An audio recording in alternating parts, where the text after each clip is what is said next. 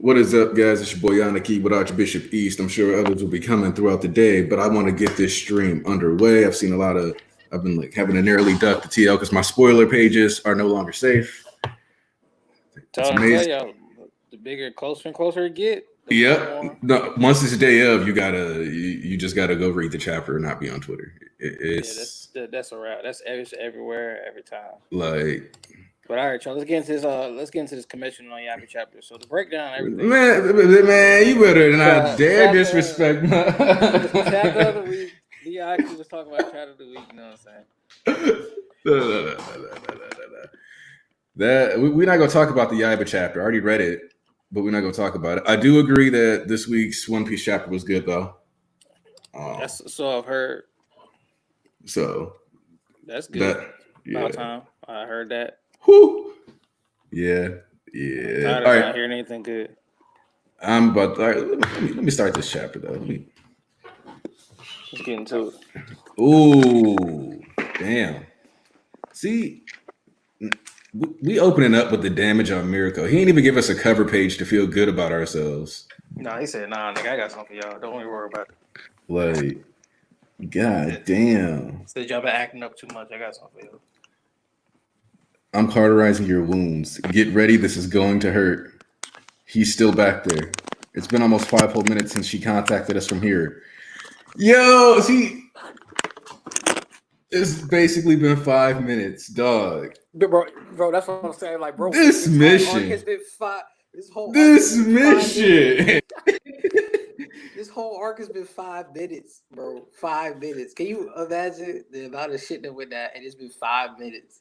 Except it makes sense. It's a bunch of people fighting, and we know they move at like fucking near like Mach speed. Yeah, but the thing that baffles me is like the mansion shit is literally all been 5 minutes. Yeah.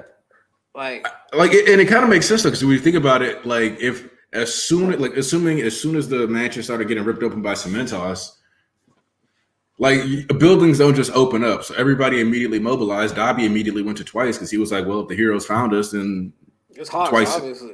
Yeah. So it's like dude pulled up, lit him on fire. And it doesn't take that long to say things. It's just that it takes that long to explain all these perspectives plus give what these people are thinking. So was she facing multiple Pakinomu all alone? Yes, Endeavor, she was. And she actually killed one of them niggas, unlike Crust.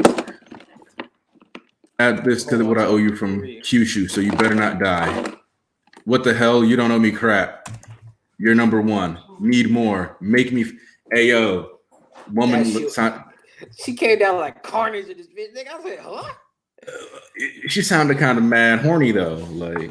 You number one. Give me what I want. You saw that thickness, too, bro, last week. I mean. She said, fucking Ujiko had to watch their videos on fucking when they came out the fire. He tested them. Like, y'all watch, look at who these niggas are. Look at the billboard charts. She said, that nigga look like he can handle all this ass. I said, hold up. Hold up. Let's see. All right, we got Crust making shields. All right, cool. Look at you helping people out. Finally doing something. Listen up, people. Shigaraki is in that capsule back there. Mirko, you're alive. He's crying. The capsule will probably activate him, just like how these things woke up from a zap of electricity. All like, cause don't let Shigaraki wake up. He's not just some small-time thug. Not anymore. All right, let's see. Yep, his face is smoldering. My body still hasn't come back to life. Oh no. I can't use my quirks. All the strength I was endowed with as a high end. You're using sheer force to shrug it off like it's nothing. Yo, these monologues, though. These fucking introspective, self-aware, internal essays. What up, BG? That these Nomu are getting to have. Horikoshi gonna make us feel bad for one of these Nomus dying. Just watch. I already seen tweets about it. Mm-hmm. Eraser, you guys go on ahead. Once we get these things locked down, we'll be right behind you. Also, Horikoshi, that's straight up a Spider-Man shout out this panel. You can't convince me otherwise. Fact. Hey. Backup should arrive in a matter of seconds, but those few seconds are still a problem. Right, Mirko? The Nomu evaded my erasure, probably started fighting Endeavor. It's trying to stay out of my line of sight. I could go and erase its quirks again, but I can't afford to blink in the meantime because I can't let these other three get their quirks back, so I can't move forward. X-less. Okay. Eye gun hero. Mike, get in there. You're not going anywhere. Majin Buu coming up. Yeah. Shoot shield. All right, we got Captain America. Get it done. Yeah. We got Black Bolt. Get it done. The machines are busted, but what about the data? Perfect. Just have to wake him up before more fluid leaks out. But damn it, I hate to do it when he's only half baked. All for one in me. This was meant to be the culmination of our dream. Blast it all. Awaken Tomura Shigaraki. Loud voice. Woo! It's President Mike season. This is good because my baby sister loves President Mike. So a panel of her favorite teacher snapping is something that I'm here for. 100%. Oh, yeah.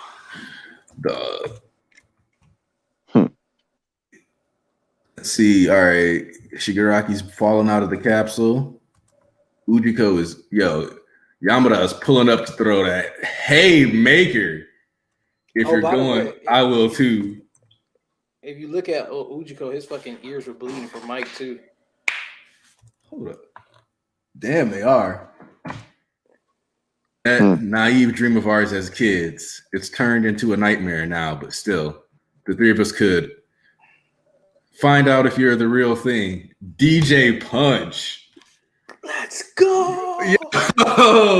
Let's go. Horikoshi really got me loving President Mike right now. What did I tell y'all? I told y'all last time. I said, look, everybody finna be yelling Mike just like they was yelling Kaminari name. Wasn't nobody fuck with the niggas before, and they get their moment, and folks switch up. That's what I'm telling you. My thing is like President Mike is actually just straight up an obnoxious personality for me. Like I very much feel like President Mike, like if I was like friends with President Mike, it would be that eraser President Mike dynamic, literally. Hey man, he's energetic. Let him be. Yeah. Nah, bro. Like Hori snapped on this panel too because he knows we wanted to see this nigga get jawed. The detail on these teeth, bro. Like what? That one's for making my pal cry. Not breathing. His heart stopped. He's in a death-like state. To better withstand the burden of the process, the capsules were facilitating the procedure while preserving and reviving him. I've only been living for the boy's sake, Shigaraki. Heroes just flooding, but now it's over. It's all over. Endeavor, the Lord of Evil's dream will die. Shigaraki's mouth fell open, and that's not random.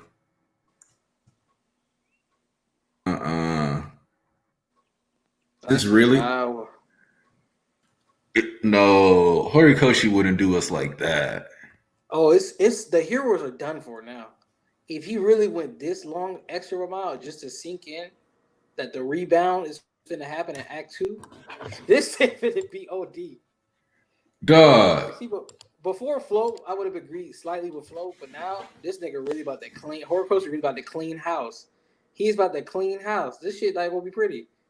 What if Flo say? Because he was talking about how like we wanted a bloodbath for all these pro heroes with names and stuff like that. He was like, he don't see it happening like that. But and him and Dustin were going on about like back and forth in a hockey battle. But at this rate, now that Shigaraki didn't wake up before the tank and all that, and he's supposedly dead, and this is supposed to how be Act 1 ends for everything, that means the rebound is going to be that much more OD. Like this is going to be a fucking slaughterhouse. Because look at all these scrubs and named heroes we know.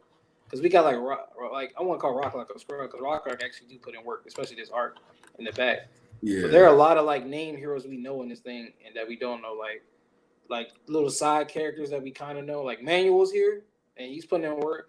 Endeavor sidekicks, Rocklock, Dragon Lady, 13, and it's like other characters like this actually putting in work that we've seen before. But like it's plenty of fodder to kill and actual people to kill. Yeah, my thing is like I'm positive like Shigaraki's about to step out. We're about to get a mass grave. That's not what I expected. Like, this feels like a mass burial waiting to happen. Like him just stepping up and just wiping everyone. Like, and that's not the death I expected for these characters, if that's the case. Because that's impersonal as hell. I've actually been saying that because when they showed that little like double shot of fucking like Shiggy and All for One, I've actually said that I think he might actually come out himself. What up, Says? Oh, Says.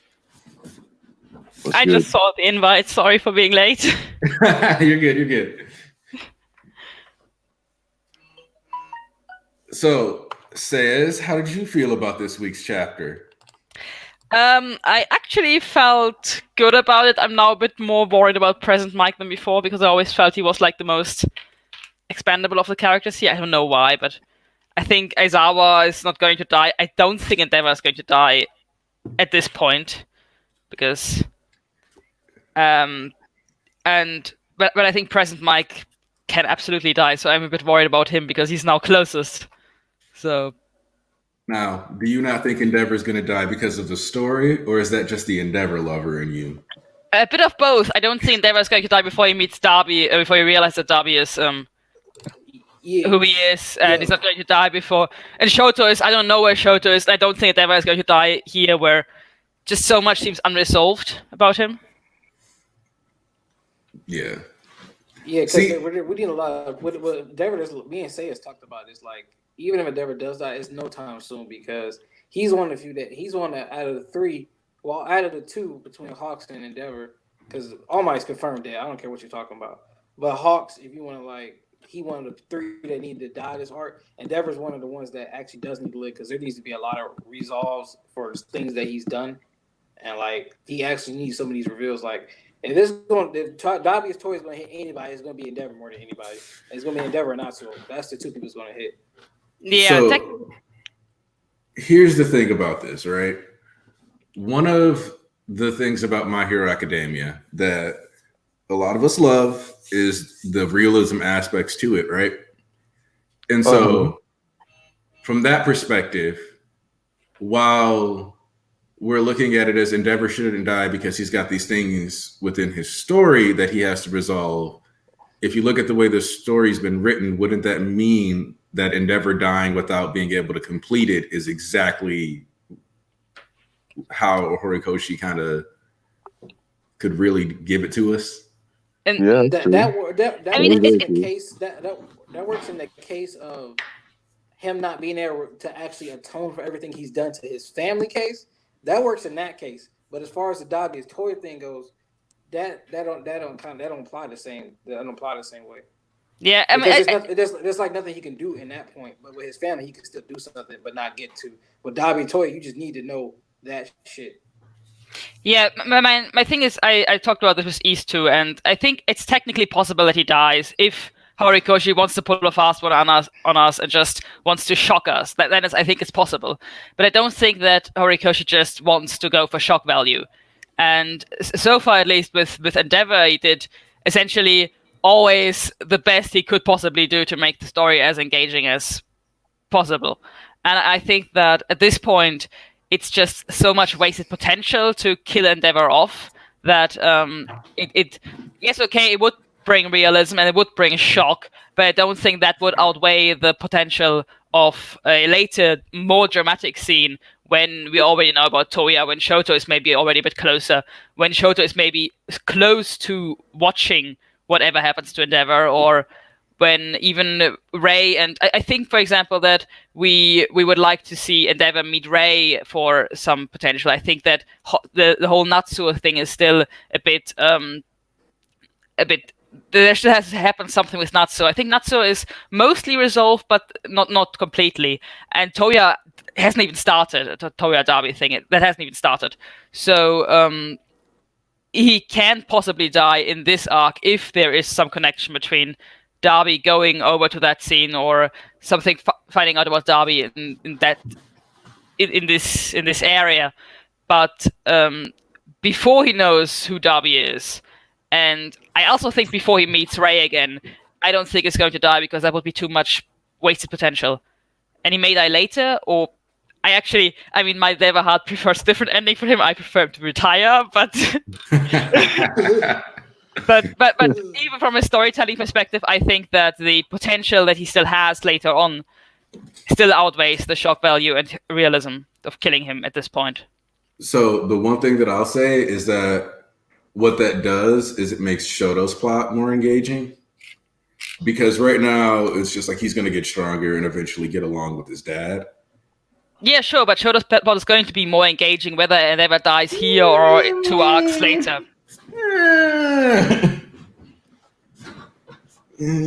Is it though? I mean, I actually think that at this point, because of Endeavor, Shoto's arc is already more engaging than most of the other characters. To be honest, And that's my problem with Shoto. Though. Shoto's arc is more engaging, but specifically, it's the Endeavor aspect of his arc that's engaging. Yeah, Shoto needs. It's a family aspect. As an individual character, needs a lot more room to grow. Yeah, I could see that actually. So that's part of where I think Endeavor kind of stifles Shoto, because as long as Endeavor's around, whether or not Shoto forgives him, what their relationship like becomes like the number one priority, because his like power level is like, oh well, Shoto's like a genius. So we're not gonna ever really have a plot that's heavily focused around Shoto's power level. I mean, that is true, but even in that case, I think that for Endeavor to die when Shoto is there would make this stronger, and Shoto is not here. That's my problem. Neither Darby nor Shoto nor anybody else in this whole Endeavor plot line are actually there. Hawks is not. Nothing happened to Hawks, and I think stuff has to happen before Endeavor can die. Endeavor can die, and Endeavor can die in this arc, but I don't think Endeavor will die before Shoto is involved in any way or Darby is involved with him in any way. I feel like that's part of his point, though. Here's the thing, though. What you guys are saying about Shoto's arc and him being not defined just by Endeavor and go on PG. I think he said he'll be back. But he was like, but him saying that, y'all saying him not being defined by just Endeavor's arc and stuff like that. They're easily, you got to think who's coming. You got to think Shoto's endgame, right? So easily, Endeavor does not need to die this arc specifically, because there's still a time skip coming. Because we don't know how many more arcs until the time skip, but we know the time skip is on the horizon ever so more presently. Because I don't care how you put it, there's no way that these kids step up to the plate and battle any of these fucking heroes. Like, if anybody else faced the supercharged, the lightning nigga that Kaminari faced, they would have been done. You see how they need Kaminari to balance that out. It's only because he had that power. Everybody else, like, they threw kids into the front line for a reason. Like, if any of these kids step up in a real deal battle, they are getting clapped. Tokiyama Redestro doesn't count because Redestro got his leg broke. But if they actually went up against some real deal, like, fucking sluggers, we know how the power scaling goes in this. Yeah, no. They're not finna beat no real deal villains, like, with names and stuff like that. These baby as kids, so we know they have to grow further than that. Like I always call it the stay in your lane effect, where certain series like Hunter x Hunter is really good about this. My Hero's good about this. One Piece is pretty good about this, where if this is a Yonko level threat and you are not a Yonko, you're not taking it out. The end. Bye. Done. You are not Netero. You are not fighting the Ant King. Bye, done. The end. Yeah, sure. But I think that but My Hero has also this thing about some students actually being already pro hero level. So yeah, of course, I don't think any of them is at this point going to win against Shigaraki or Darby, but there are villains here that they are going to win against. I think it's not like every villain here is stronger than any of the students. I think they can fight and clash with Darby. I don't think that they will be the ones to take Darby out, because I think Darby, especially because of the stuff that he was saying recently, is going to have a longer end game. So I'm expecting like the final, like for him to be possibly Shoto's final matchup and for us to get the Agni Kai of My Hero Academia. Yeah, no, I don't think he's going to die in this arc. I don't think any more of the actual core League of Villains members are going to die this arc. Maybe some of the less fleshed out if Horikoshi decides he doesn't like them anyway. But no, that's compressed season. Yeah. Yeah, it's compressed season. I need that. You need that for real. No, I thought like for example, Spinner is somebody that I think he could kill him, but he could also give him a different arc later on to shine.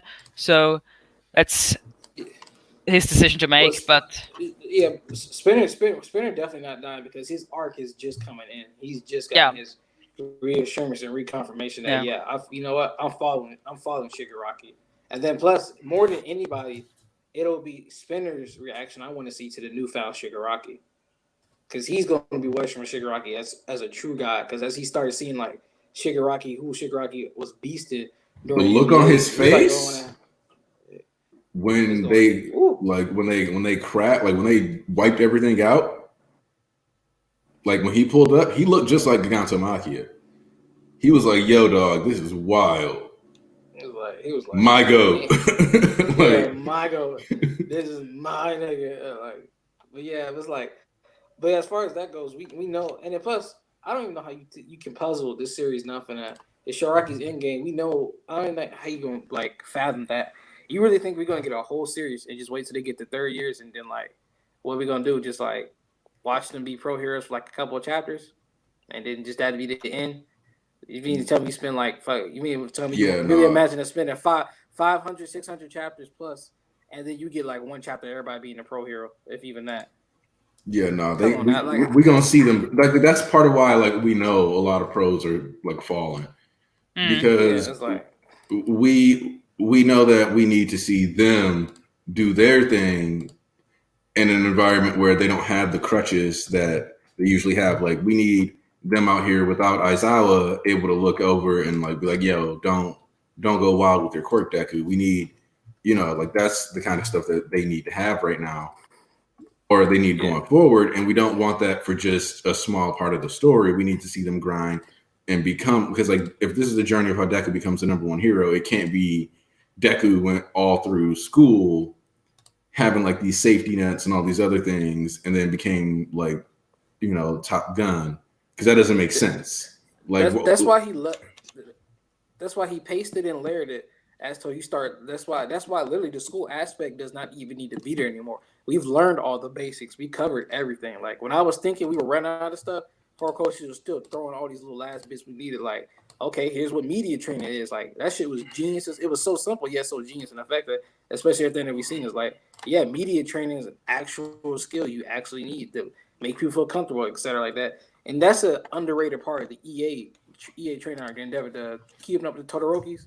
Say his favorite arc, it's an underrated aspect of it. Like Endeavor is really telling them, like, okay, Bakugo, yeah, that excuse works, and when you in school, it's cold, but that shit gonna cost you lives. It's like y'all need to be fast. Y'all need to be faster than me. When you in the streets, there ain't no grades you felt in his lives. Endeavor was really spitting that he had them knowledge to these kids, and it's like that's why they were training them and bolstering their numbers. It's like you need to learn in the field what it's like to not have anybody. If you slip up, it's done. It's a wrap. And and Horikoshi, we talk about this. The man doesn't waste panels. So the significance of everything we've seen so far and what Endeavor said leading into this arc, because you got to remember, like when we started, like we're heading into the second round of work studies, and like now we got like the Paranormal Liberation Front.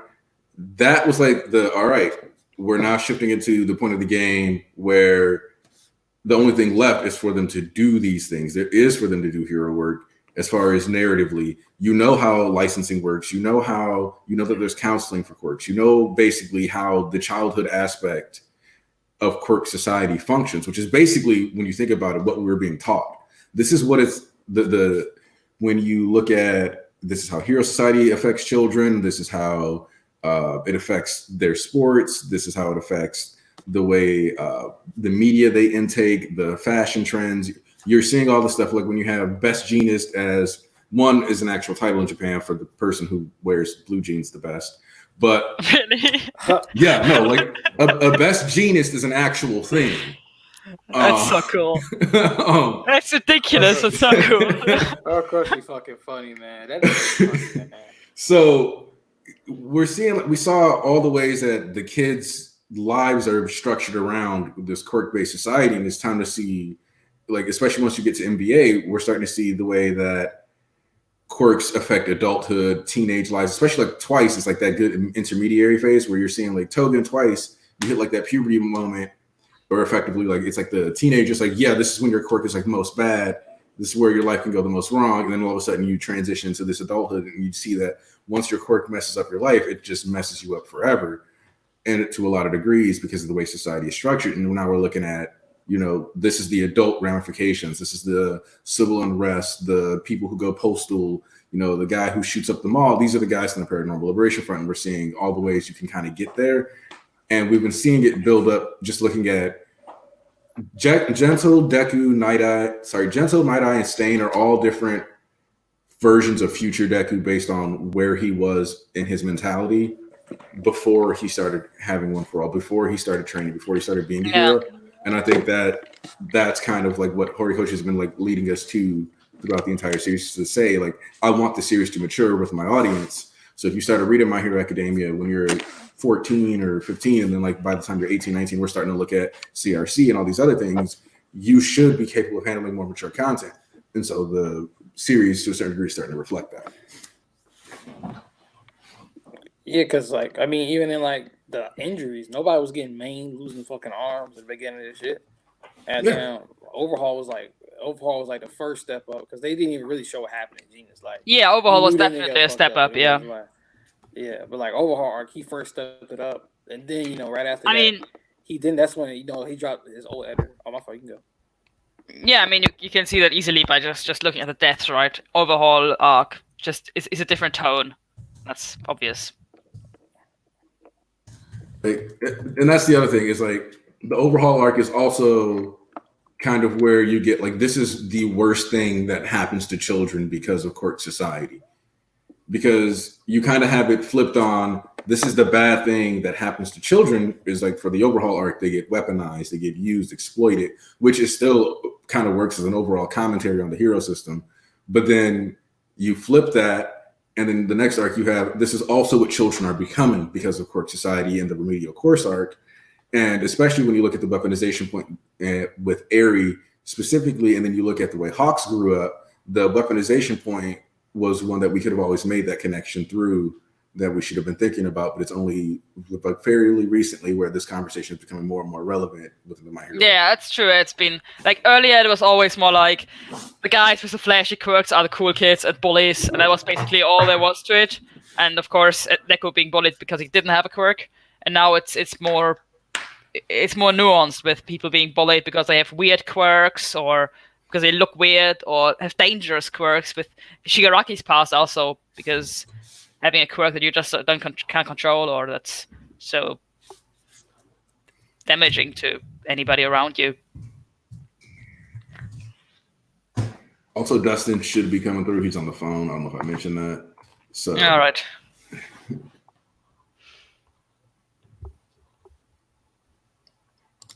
So,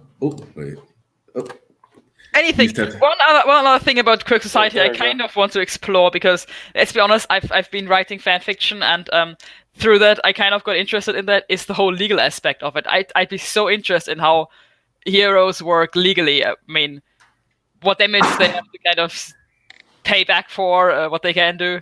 Like, so far it was always like, if you don't have the license, you can't fight, right?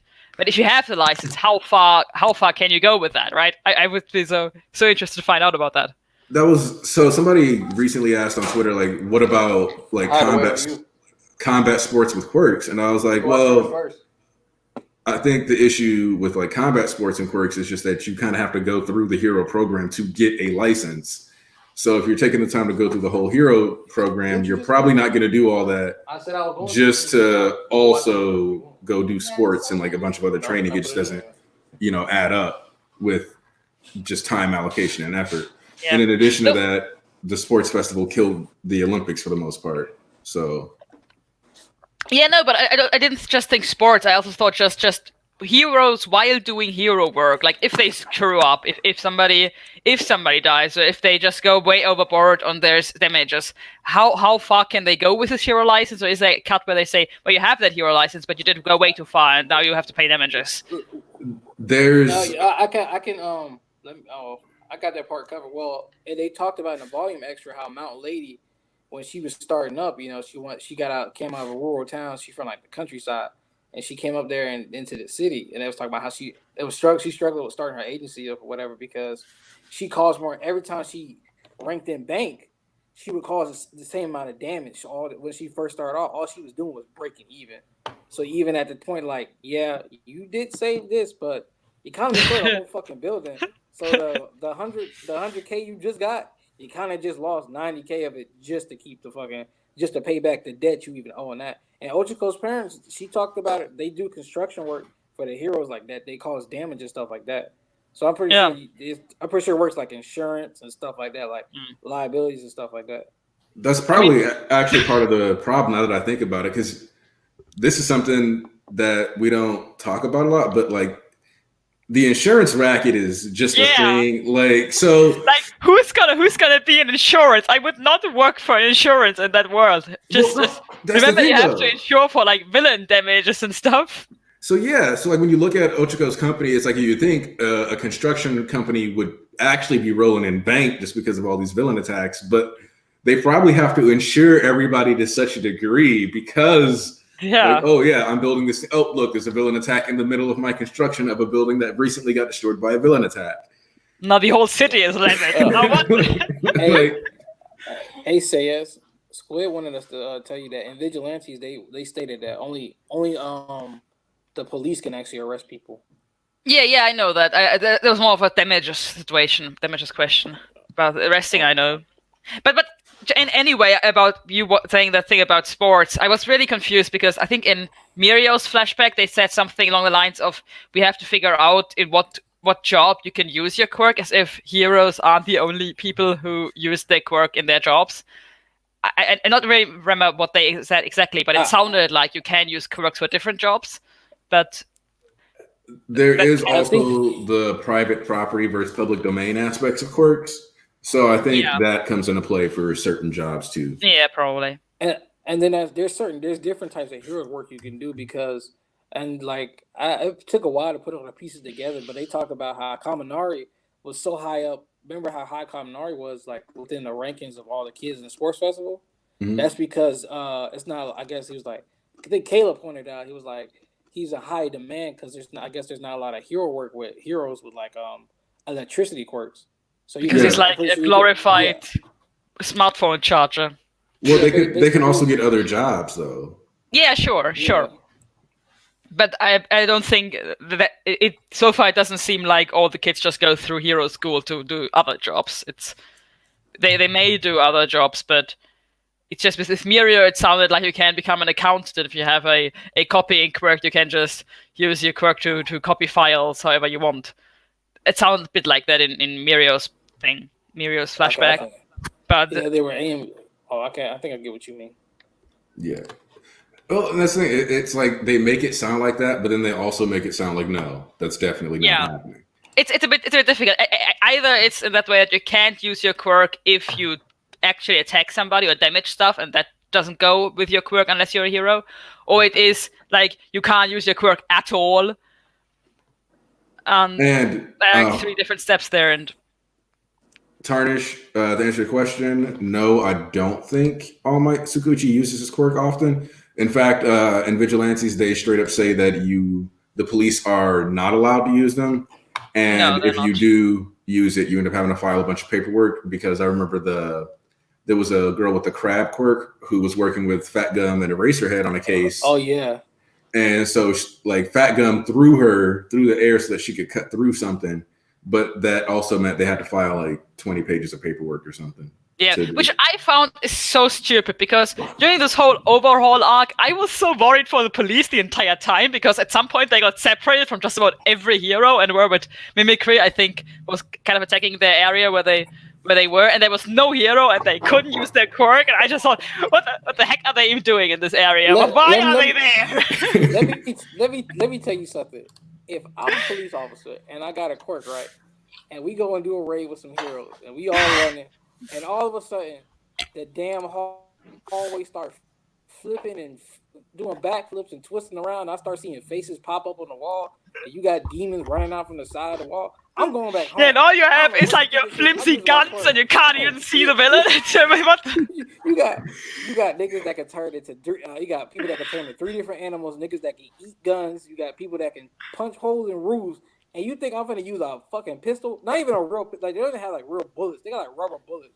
I mean, I'm all for regulating police and when they can use which powers and which weapons. I'm all for that, but I think there's a reasonable point to make that in this situation they should be able to use the quirks to defend themselves. Even the commissioner was talking about this shit at the committee. You know, he was like, man, we ain't gonna just be keep grabbing people and like we ain't gonna grab people and waiting for the heroes every fucking time. This shit ass. And I do not blame him. No, you know, like imagine. Something that's like the Watchmen shit. Oh yeah, you know some of these people have like good quirks, but they just don't feel like being a hero because like that's an obligation. Like if you think about it, if you're like a nurse, for example, and you are like just riding along the expressway and you see a car accident and somebody knows that you as a nurse or doctor went past a car accident and did not stop, that was unattended with no aid, you actually can get in legal trouble for that. Yeah, but the thing is, they are expected to do something in this situation. But what are they supposed to do? It's like imagine you're like a fireman in this world, and you have a water quirk, but you can't use your quirk because you don't have a hero license. So you battle this fire, but you can't use your quirk, even if your quirk would be able to help in the situation, and you could save lives with it. How does this make sense? Nah, you just spray it and you go, wow, there's so much water coming out today. This is crazy. Raining. Wow, this has happened. You know what that made me think about? Like, if Shigaraki, like, remember Shigaraki pulled up a Deku at the mall? Shigaraki was like, I could kill about like 10, 15 people right now before I got stopped and they get pin me down. It's like, I wonder what will happen though. When I think about it, this nigga will really be up there fucking dusting people left and right, and people probably just be sitting there looking like, oh my god, look what he's doing. But it's like everybody else got a pistol, they can shoot, but they not gonna use their quirks, but they just stand there like, oh my god, look, he's killing people. He's killing people. They're just gonna be standing there running around like they ain't got nothing to do. I'm like, all right, man. You know what? I really feel now that I think about it, people who have this permanent quirk that only affects their body really have an advantage because they, of course, they can use their quirk because imagine you are like the fireman example. Imagine you have like a hard scale body where just immune to fire per se. Of course, you can use it because how can you not use it if it's your permanent quirk, right? So this quirk helps you doing the job. But imagine you have an actual water quirk or I don't know, some quirk that helps you in the situation, but you cannot use it. How is it fair? So here's the thing. I think you just hit on something kind of important too. That's probably part of what the CRT is kind of about, like the creature rejection clan, because I think that's part of how they get members because they live in a society where if you don't have like a heteromorphic quirk, you're not allowed to just be out here quirking it. So like you out here seeing all these people just live their lives. And even though they don't have a choice in the matter, their quirk is consistently being expressed. Yours isn't. Yeah, and that quirk can help them doing their job. They may have even an advantage finding a job if that quirk is in any way, or a disadvantage if it's like an ugly quirk. I mean, depending on what quirk they have. In the volume 25, they were talking about how the CRC has different types of factions. So not everybody in the CRC is hardcore anti-spinner looking niggas. I keep forgetting the fucking word for them. Xenomorphs, heteromorphs. I forget getting the heteromorphic types. Non-normal people. Yeah, heteromorphic types. They even say they got different like subsections, like different like types of clans for these niggas. It's not just like everybody just like anti that. I forgot all the specifics of it, but that's it. But let's get Dustin in them, you know. And What's good, my niggas? Dustin in. All right, Dustin. So you read this chapter this week, I know. How'd you feel about this one? I only read it one time. I was the art was Horikoshi need to give respect on his art, man. That Aizawa panel, oh my god, my nigga. Oh, that shit was so gorgeous. And I like how he give Aizawa and President Mike like just like shine like that. You know what I'm saying? It don't feel like it don't feel like, man, why are we seeing these niggas? I want to see these niggas. You know what I'm saying? It's like I love these niggas, you know what I'm saying? So that's dope. Yeah. But what I didn't like though is that, and it's me really just being, it's me really just having PTSD from shonen in general, is I don't like like the thought of this being the end of the arc. Even though I know even though I know we see Shigaraki in All for One, and I know Horikoshi, I know it's not gonna be over. It's just that Black Clover PTSD, and I know my hero's not Black Clover. I know it, but I just can't put anything past anybody. But I really like how President Mike made that breakdown for us with what he did with his ability, how he was able to stabilize Shigaraki, yada yada yada. I was like, damn, I wasn't expecting that from President Mike. And even though he uses Quirk with the loud voice and shit, the way that shit was damn, this shit it's really might be raw as hell. Than I thought it was. I'm like, this is crazy. It's cool. I gave it a 5 out of 10 as far as just a kind of positive review, 5 out of 10. More 5 out of 10 is not bad. If we got to get up there, it's not basic. It's a cool chapter. It's cool. It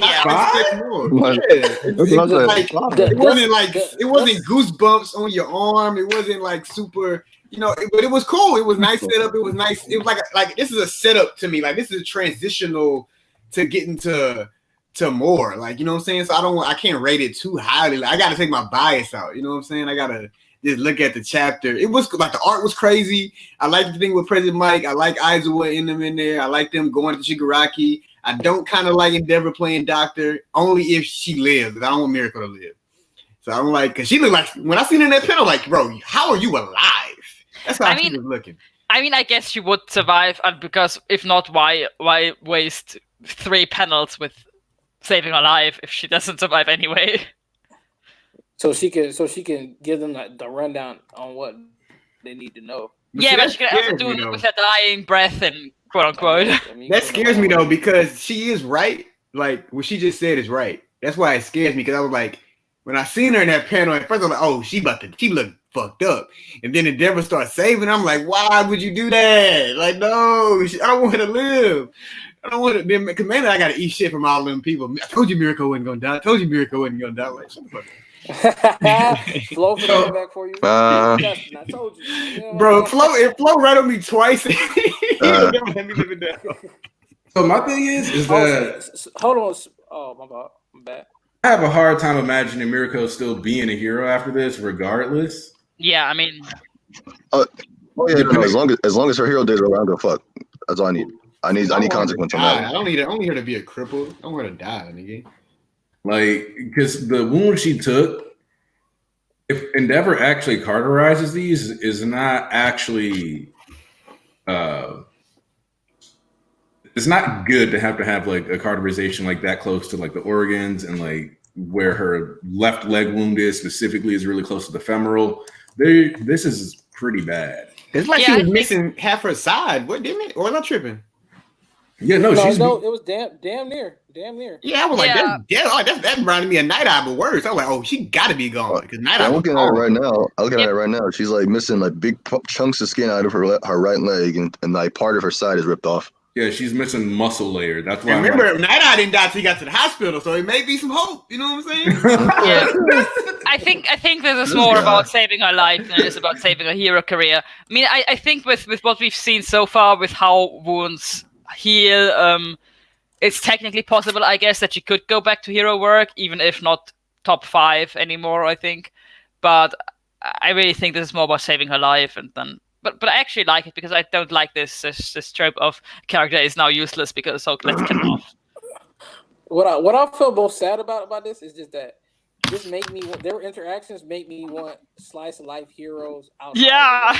So because when he was talking to her, they see because Endeavor's not a team player like that. He got his sidekicks in a big ass agency, but you see how he be with Hawks to other people. He I get straight to business and the point. But when he was talking to Miracle, he's hey, don't die on me. I still owe you one from Kyushu. She's man, don't give me that shit. You know what I'm saying? I wish that I could see these niggas interacting outside today, but Yeah, I really love that 15 because more minutes, everything about to go down to shit. So it's damn, yeah. I wish I could see that, but my homie, my homie Townsy. Shout out to my boy Townsy. He's I don't y'all might have thought of this already, but he was saying, what if they capture Shigaraki, take him to Torturers, and then that's how we lead into the prison break? Nah, me and East talked about that yesterday. The problem with that is Why in the fuck would they take a dead body to fucking Tartarus? Well, because he's not dead. I mean, they're Well, going to find out that he's He's not dead. probably not dead, but they think he is. No. No. Mike explained it. He explained it. He explained that he wasn't dead in chapter. What are you talking about? Yeah, the doctor just said that he's in a death-like state. In the scans. In the manga, he says that he is in a death-like state, which seems to imply that, would imply that he's still alive. He's just basically comatose. No, but he has no heartbeat. He literally has no heartbeat. Yeah, but the doctor said he's in a death-like state, and that sounds death-like isn't death. And President Mike said he used his ability to stabilize him the same way that he was in that tube. So he's gonna appear like he's dead, but he's not dead. Of course, and in any way, even if that wasn't the case, nigga, Shigaraki's not dead, my nigga. Come on. Oh, I know. Like I said, I know he's not dead. I know he's not dead. So he's not out the game. I don't think. I don't really think that's how it would go down. But I don't think that either. If that did happen, I think the explanation would still overall be, regardless, you need to examine the body, and you don't know for sure that he's dead. I think that's what it comes down to. One way or the other, they are not just going to let him lie around there. It's not going to happen. Especially because we know, we got the confirmation that All For One likes to dumpster dive outside of 3-star restaurants, So from that perspective, it's like, I can't imagine that. You want to take the body to the most secure place anyway. So even if you think it's dead, it probably would go to Tartarus. Now that I think about it, bro, that prison break. I don't want to get too heavy because, bro, that shit excites me just thinking about it. But this is something I agree with though. It'd be too much procrastination because I don't think we need to do that because I don't think Shigaraki needs to liberate All For One coming in chains. No, but if he goes to Tartarus, he's not gonna liberate All For One. I feel like if he go to Tartarus, All For One is gonna die there, and maybe Stain and the rest of them will get liberated. But I feel like that's where the complete passing of the torch would happen with All For One. And y'all don't think we need or y'all wouldn't want a final conversation between them two? I would actually expect. With that last panel, I'm actually expecting him to break out on his own because he can. With that last panel, for him to. Yeah, that last panel made me think he's going to break out on his own. Didn't he say he can get out anytime he wanted to? Didn't he literally tell that to his faces? Yeah, he insinuates because but at the same time he can, and he actually has no reason to do that. Now he does, but before he was Shigaraki needs to grow on his own. He could have left if he wanted to, left All Might if he wanted to. He literally said, "Now it's your time to grow on your own." He's like, "My pupil's growing on his own." He's waiting for Shigaraki to do everything he need to do. Now that Shigaraki's about to become the ultimate evil, everything they set out to be, now it's time to actually step back out. Okay, you need a little assistance, but you've been putting in the work on your own. That's what he's thinking about. Because think about this nigga prior to everything, 15 years beforehand, this nigga got Shigaraki and was like, okay, you gonna be my predecessor. Then he was like, All For One. Then he got injured by All For One, and then he started prepping up even more. Because this nigga had all this shit planned out from the start. He literally said, "I see myself coming down. I got these fail-safes set up. You're going to grow on your own." Now, Shigaraki's there. He's liberated. He just needed the extra power to clear a board. So now it's time for All For One. He can step back into the picture now because he don't need to sit back anymore. Shigaraki's grown on his own. He doesn't need All For One. As mentoring and support-wise. But, as some backup right now, yeah. He can get out if he wanted to. They keep stating, we don't know how many quirks this nigga has. He also directly stated that here's the thing. He directly stated that machine guns would fire on him. First off, who of us actually thinks machine guns are scary to All For One? That's what I've been saying. That's what I've been saying. I'm like, I don't feel like if that's all the threat they have, I'm like, I feel like he could get out of that whenever the fuck he wants. Second off, though, one of the things that I want it may or may not come into play is that All For One stole O'Clock, personally, and we know he gave it to one of the previous experiments in 6. Mm-hmm. But my thing is that dude, O'Clock is a really good quirk. So I don't see him just giving that away. I see that getting replicated. And if that's the case, he can. All For One possibly having O'Clock, there's no reason for him to even sort of be worried about bullets or anything like that. because he's just Even gonna be able thinking to. about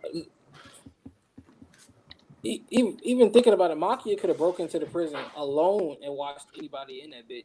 And they even stated like, even some of the prison guards stated, "Is he out there again?" And it was like mentioning Makia.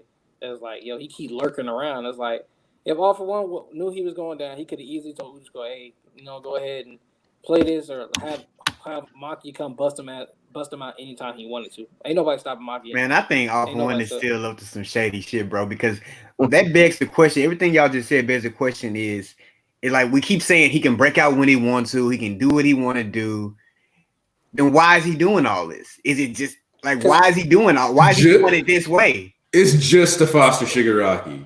That's what he says. But you don't have to. But that's what he says. Yeah, that's what he says. But why do you have to go through all this to foster Shigaraki? You could have been around Shigaraki and put him in a tube, and you still been there. Well, the thing is, the tube thing wasn't necessarily the plan. The tube. No, yes, it was. Well, I mean, it was. Well, I mean, it wasn't his direct plan. That was like Ujiko's. They always no. I don't believe in that because based on Ujiko is a servant of All For One, so there's no way he has something outside of All For One. So the reason I'm saying new, and then he even remember he mentioned the power. He was like, with this, you could even the Deku and the power could be in your grasp. So to me that lets me know that seems like that's something where like they've been trying to figure out a way to get this quirk that they could never get, and they found a way, and they needed somebody that's body was conducive and could take it, and All For One's body is not necessarily for all shit has been through is not able to do whatever it is that's been done to Shigaraki. The reason I'm saying that I don't think it was always the plan per se is because of the fact that he because if it was just like this is what we're gonna do from the start, he wouldn't have. I don't think he would have had tested him to make sure he should be the one to do this. It's not even that, because you even remember, because he even said it didn't matter. I was gonna give you it anyway. Ujiko said that after he tested him. He said I was gonna give you all of this anyway. He said that regardless of what happened, I was gonna give you all this anyway. That's exactly what he said. So my thing is that I interpreted that as this is like how we're handling the succession. This is how I'll enable you, because he directly stated that originally the researchers prepared for All For One. So this is something that he kind of already had like in his back pocket anyway. And when you look at 9 and you look at 6, it's not like these aren't experiments that he had already been conducting anyway on people who weren't Shigaraki. So it kind of moreover it came to be where he was like, yo, just so you know, I can upgrade your shit. Because you already. But come on, bro. That seems too on the surface, though. Like that seems like, yeah, like cool. You know what I'm saying? But I feel like it's more to it than just like, hey, by the way, I have this shit that can make you more powerful. Well, my thing is, All For One is so fucking petty that I wouldn't be surprised if this is literally something he thought about and was like, yeah, no, like if he works with the doctor, becomes super strong, he'll become the new symbol of terror. I'll have completely destroyed the legacy of Nana Shimura. I'll have made All Might feel like shit, and I can lose like all the stuff that I had built up and lost throughout my life. It'll be worth it because at least I'll have gotten back at All Might in the end. I feel like that's how petty. That's his nature, bro. He took a 5-year-old and raised him for 15 years before he took that. Like, no, yeah, you realize he raised Shigaraki for 9 years before he got his ass beat. Pettiness is his nature, and like they say All For One is just like evil with no sense to it. Like he's evil for the sake of being evil, right? But I don't think he's gonna be on some like, oh, as long as I get back at All Might at the end, that's all that matters. Like, no, he wants to cause like chaos and destruction for the sake of it. Well, yes, but the thing is, I think what he's getting at is that's part of it, though. Like at the end of the day, like he's kind of accepted that my time has come. So now I can kill 2 birds with 1 stone. I can continue my legacy. But he's evil though, bro. That's my thing. Him saying I accept my fate, that's not evil to me. That's like a facade. That's like something that an evil person would do. Would like make you like he's a manipulator and deceiver. I feel like he's deceived and manipulated Shigaraki his whole life. Yeah, of course. So here's my thing though, right? Is that Horikoshi is consistently grounded every person that you could call evil in this series in certain ways. And so I look at his relationship with Ujiko, his relationship with Shigaraki, his speech to All Might about specifically not just taking down like his allies, but also his friends. And I think that it is 100% possible that All For One genuinely intends for Shigaraki to be his successor. And I think that makes it a much more interesting dynamic for him because it once again highlights the full range of like all these people. Like All Might, everybody thinks of as super nice, but again, he was willing to punch someone's face off. Like, that's not what you think of when you think symbol of peace. You don't think this dude would literally punch your face off and your eyes and make you go bald. Yeah. I feel like he has a lot more like nuance to him than just being evil. I feel because he is like the symbol of evil, but he also is just he's not like just typical like your standard. Read that comment, nigga. I know you see it from King Jab. Here, let me put it up here. Talk to him, Jab. I'm not saying that's impossible. Okay. How would you feel if that was the truth? That's what I really want to know. I don't like that. I don't like that. Let's talk about it. That's what it is. Because it's not that y'all don't see it as a possibility. Y'all just don't want it because y'all don't like it. But I feel like Horikoshi is setting that up, though. And I kind of feel you because I don't like the Orochimaru vibes. I don't like that part. And I've fallen in love with Shigaraki. I would like to see him as the final villain. But I feel but if I'm looking at the story, I feel like all these Nomus, all these quirks, there's no way All For One is like this guy that he's being portrayed to be, especially when we see him as petty enough to go and take in Shigaraki just because is his, I'm like the grandson of. Come on, like this nigga is evil, bro. I think I actually. Okay, but how like trash is that? Though? Don't cut her off, nigga. Don't cut her off. Oh my fault. No, I want to say that actually I think I would like that because I think it makes sense. I think it makes sense with the timeline with when he chose to take Shigaraki in, which I think was after the whole fight with All Might. No. He took him in before it. He took Shigaraki. Shigaraki is 20 right now. He took him in 15 years ago. The fight 5 years ago. 6 years ago now. Yeah. I think, now. so. Yeah.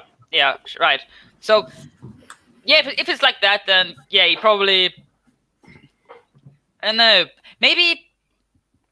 It's possible that his objective changed. Like I think if it's like that, then he probably wanted to raise him as a successor or as maybe not a successor because at this point I don't think he intended to die or anything. But he at least thought he was about to have like another big villain with him. Another big villain, yes. But I can see him now that he, that his body is ruined, that he would go the round of trying to take his body. I could see that the objective changed. I don't see no body hopping in this series, personally. I don't see it. Okay, Why? but go ahead. Okay, let me get into this then. All right, everybody finish. Say it, you finished, right? Nigga, go. He being extra. I'm trying to make sure because I was trying to cut it by y'all. All right, now let from any point, this is trash.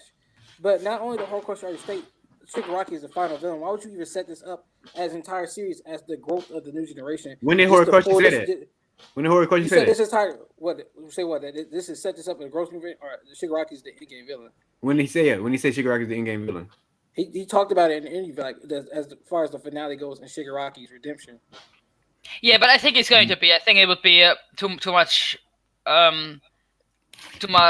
parallel with Deku to not make him the end villain, at least for Deku, and Deku is the main character. So. And Tarnish brought up something very important, which is that All For One is replicating his little brother. Yeah, I like that. I really think that with relationship with a brother, we need to learn more about that because I don't think it's just so far it was kind of portrayed as like All For One being really like conniving, vile to his brother and kind of giving him this quirk to taunt him. But I don't really believe that because that would be so weird. Why would you give somebody a quirk who you think is quirkless to taunt them? But it was kind of portrayed that way. So here's the thing, is that when you look at what the conversation they had was about, he pulls up and is like, all right, I know you want to talk about like terrorism. Let's talk about some nerdy ass shit real quick. Let's talk about some manga, bro. That shit lit. So like to a certain degree, yeah, like you got to think he raised Shigaraki and somehow Shigaraki, who was originally just like focused on being heroes, after he lived with All For One, became a gamer. He's into like this nerdy stuff. So to a certain degree, yeah, like I think All For One was literally like, I'll raise this one and over time became attached to him just like he did with his little brother. And he has no problems giving him that power. I don't think All for One did not hate his brother. All for One No. is evil, yes, but he's one of those like lawful evil types who's like, well, lawful. I wouldn't call him lawful. no.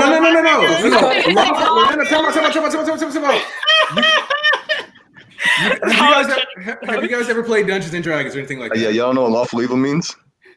Nigga, shut up, BZ. Because like lawful evil does not mean he follows the law but is an evil man. I assure you that's not what that means. No, of course. Go ahead and tell us what lawful evil means then. It's more of a like they have like a very strict like evil code guideline. Wrong. That nigga he's literally stating in the story he's evil for the sake of being evil. Like how All Might is just good because he's good. All for One is literally just evil to be evil. No. He has no guidelines. He has no code. He has no structure. He blatantly has his own. He holds umbrellas for Ujiko. What chaotic agent of evil is that polite?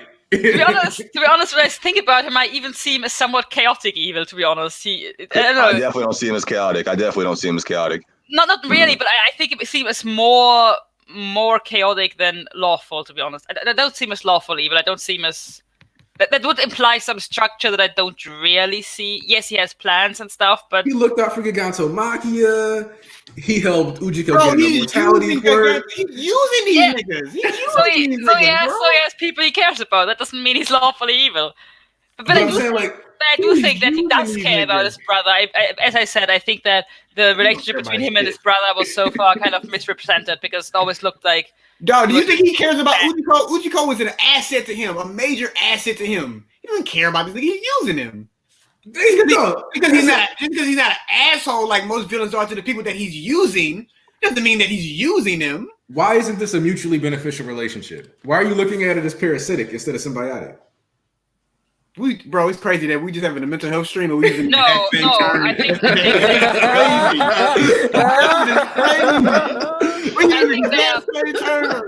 crazy. No, let's say it go. She was saying, my bad, we was cutting you up. Go ahead. Say it.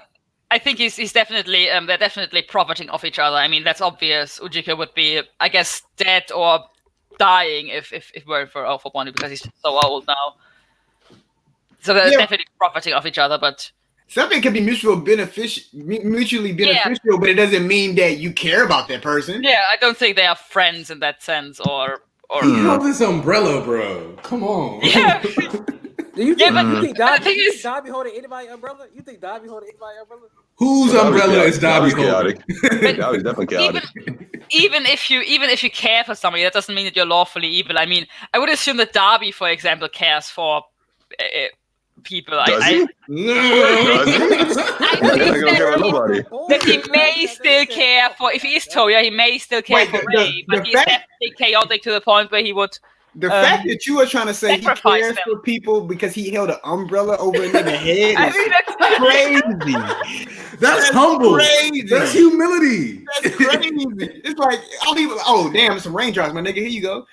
But of course he drew it. I'm saying he drew it that way for a reason. It's like usually. That's what I thought. Usually the minion holds an umbrella for their god, their king. It's like they were working hand. The classic manipulative textbook tactic is to make people think that you care about them and that they're equal to you. Like that's textbook. No, I think can have love, my friend. It's really twisted. It's not good, bro. I think he does care about people, but in a more narcissistic way. I think that, for example, that's also as example with his brother. I think he did care about his brother. That's why he gave him this quirk, and I think he felt utterly betrayed by his brother. His brother would turn on him like that. I can see these things, but I don't. In any case, I don't mean to go. I just think that. I don't mean to go off topic here, but what is it? I was looking at the chapter again. Yeah, I was right. Whatchamacallit, the person who said they're in a death-like state was Ujiko. Yeah. Him. That was him saying that's what he was in. Yeah. That's what he was like in the pod, not what it's not now. No, but did you see what President Mike said? President Mike doesn't say anything after that. Yes, he does. He says when they asked him about Shigaraki body, he's saying he stabilized his body with his quirk.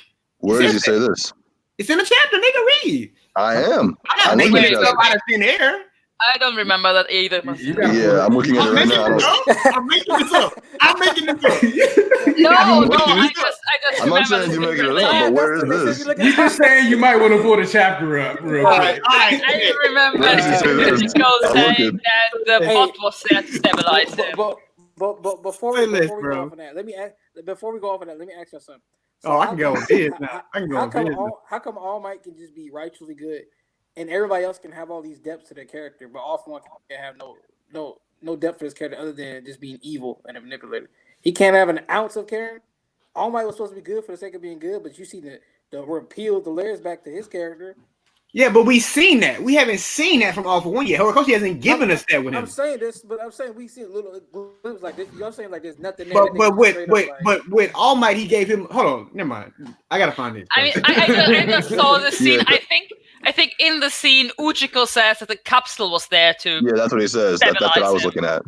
Yeah, the capsule does that. President Mike saying anything. Your President Mike doesn't say anything. Both those speech bubbles are from Ujiko. Bad. He says in a death-like state, and the capsule was there to stabilize him, facilitating the procedure, reviving him. While preserving and reviving him. And the remote was supposed to send an electric shock to wake them up. That's how the Noma woke up.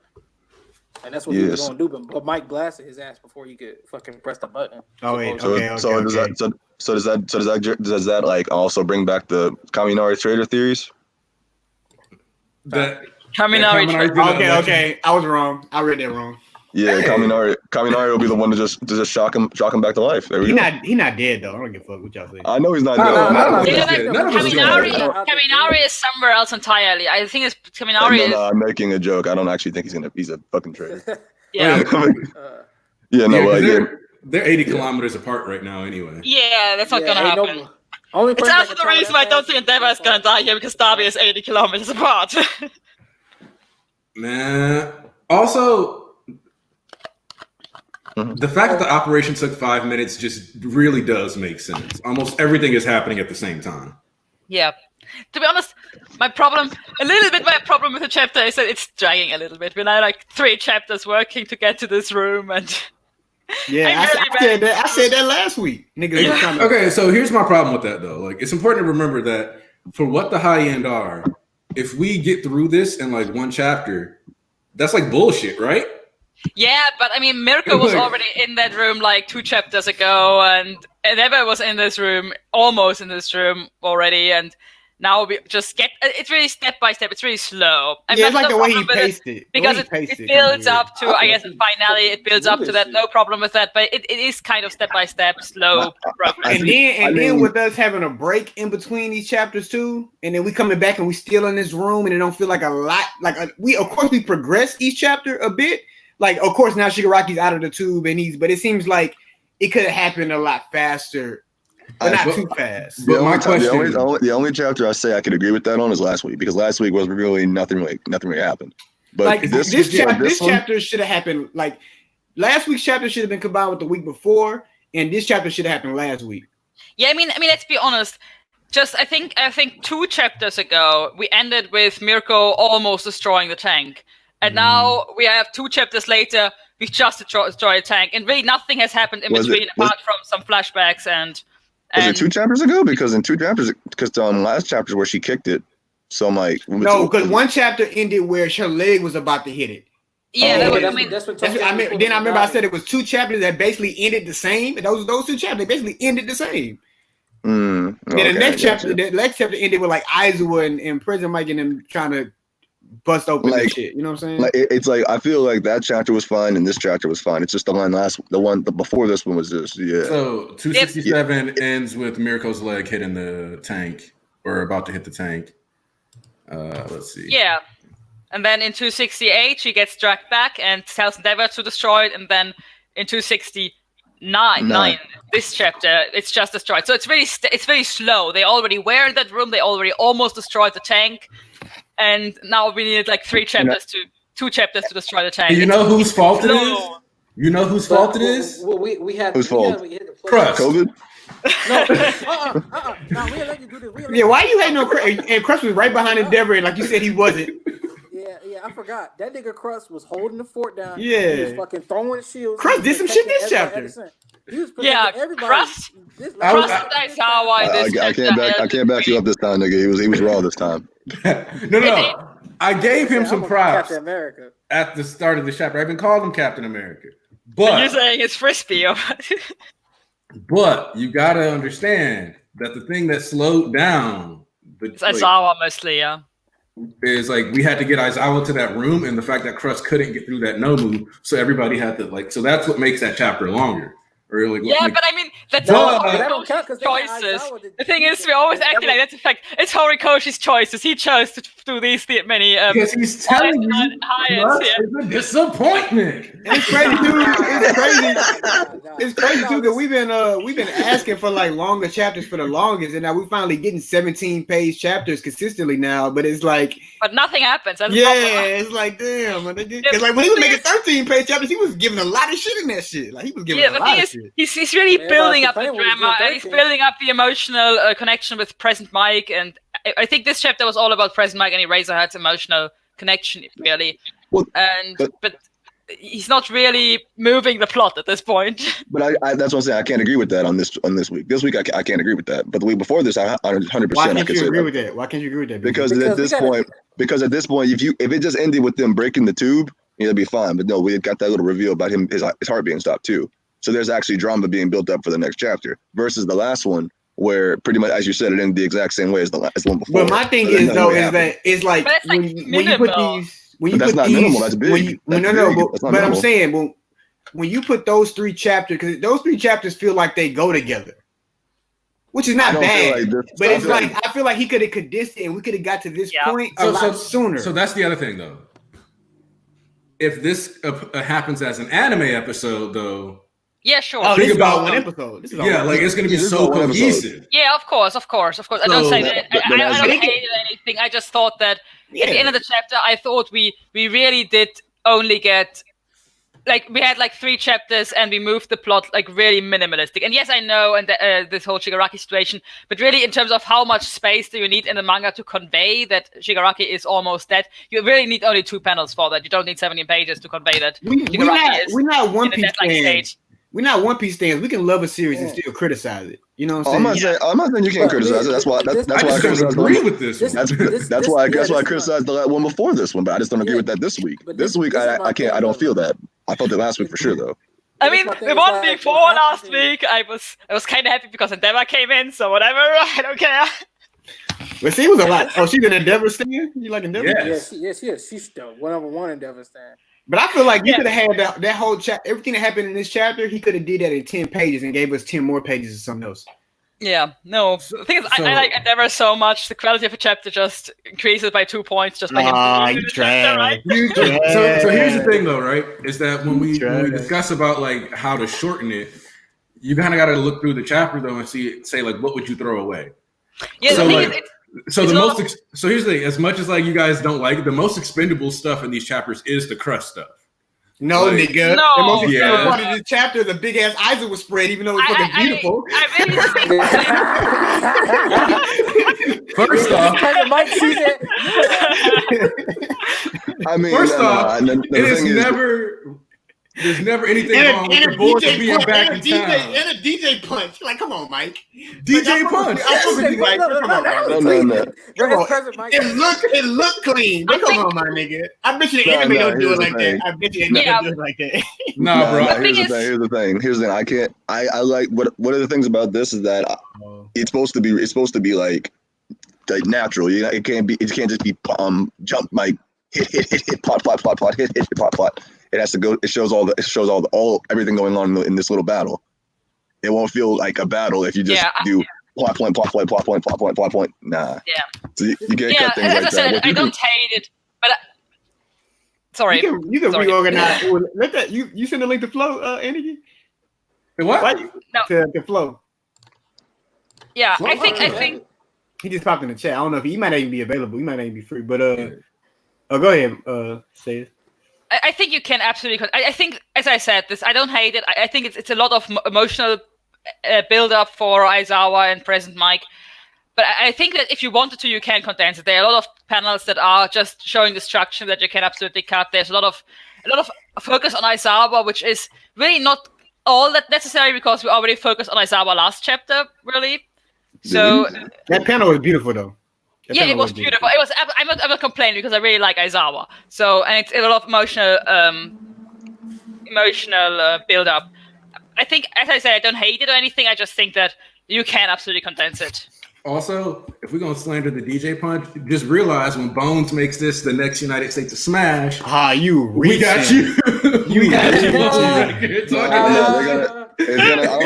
I don't know about next United States of Smash, but they already have smears in this chapter alone. It's just gonna be beautiful. Whereas Rex decided to turn his phone off this weekend at a suggestion of something. Like Rex be on that bull. He be on that diva shit. I be telling y'all he a diva. I'm gonna turn my phone off for a weekend for my pizza. Like nigga, shut up.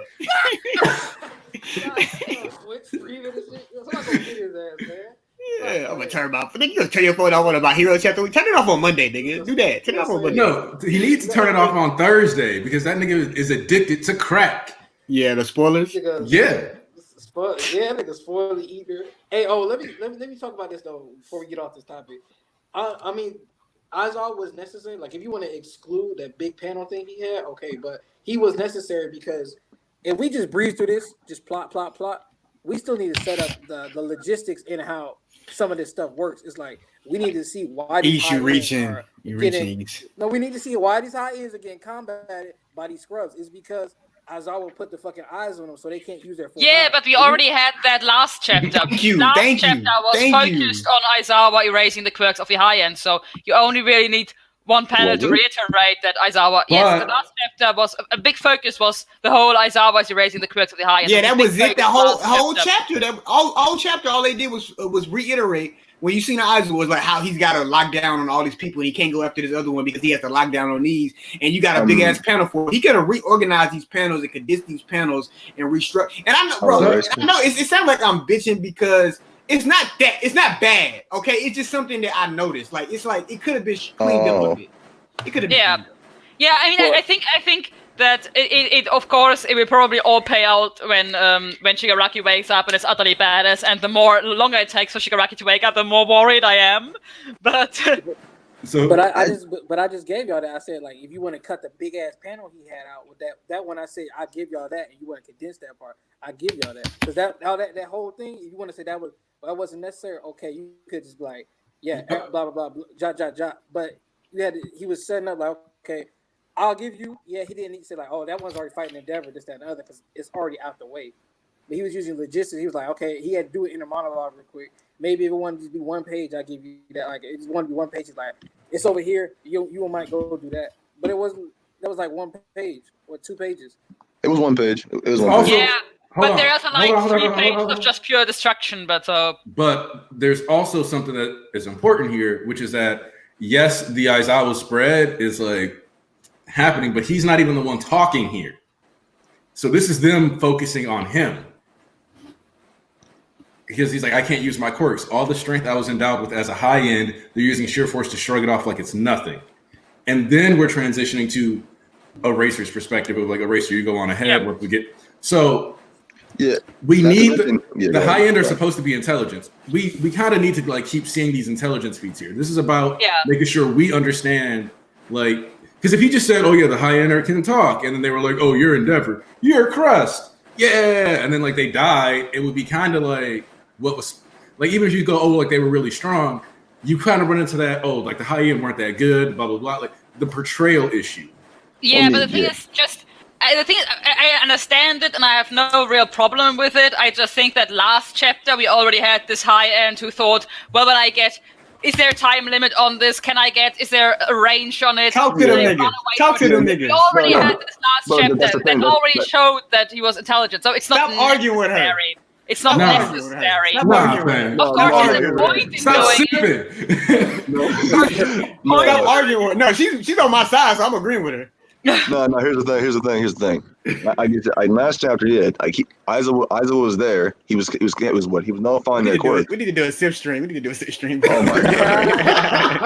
I've been thinking about it for like a couple weeks. We need to do it because like we need to like really get to the bottom of what a simp is. I know this is off topic, but like we can talk to my. Okay, I agree with that. Yes, I bring me on for that one, please. Yeah. No, but anyway, But anyway, no, fucking what is it? He's negating the quirks there, and he's doing it this week too. But the thing is, though, there was nothing. But this is the first time they actually stated he has to be locked down to this area, and not to mention, the last time they're not really showcasing Nomu's intelligence in this chapter. I don't think. I think it's just more so about them putting out their strategy, because about the fact that Aizawa can't continue on, so now it's just up for like an ex-laser nigga or whatever that dude's name is, and Exless, and fucking President Mike to go forward. It's just a thing to take him out of the battle for right now. That's how I took it. I didn't just take it as like more focus. I took it as a thing to say, yeah, okay, your time about like in this part of the story is over. So yeah, you stay back here. We're going forward. Well, since we talk about, my fault. No, go ahead. No, you finish up your point because I'm about to move on to something. No, I pretty much finished. Okay, well, you know what? Since we're doing all this talking about what was not needed, what was needed, how about we talk about the shine that all the other side heroes came in, they put in their work real quick, and they put in their teamwork, and they held down woman, and they crushed their skull. Because Rocklock and Dragon Lady go for that one right there, boy. What did Rocklock do? I just saw a small panel of him. He jumped in. 2 panels. He jumped in and he held her head or her neck or some place around that area. He held it in place. And with the he did? Wait, where is that? Page. I understand. I remember the dragon. Yeah, I remember Ryukyu. Page what? What page is it?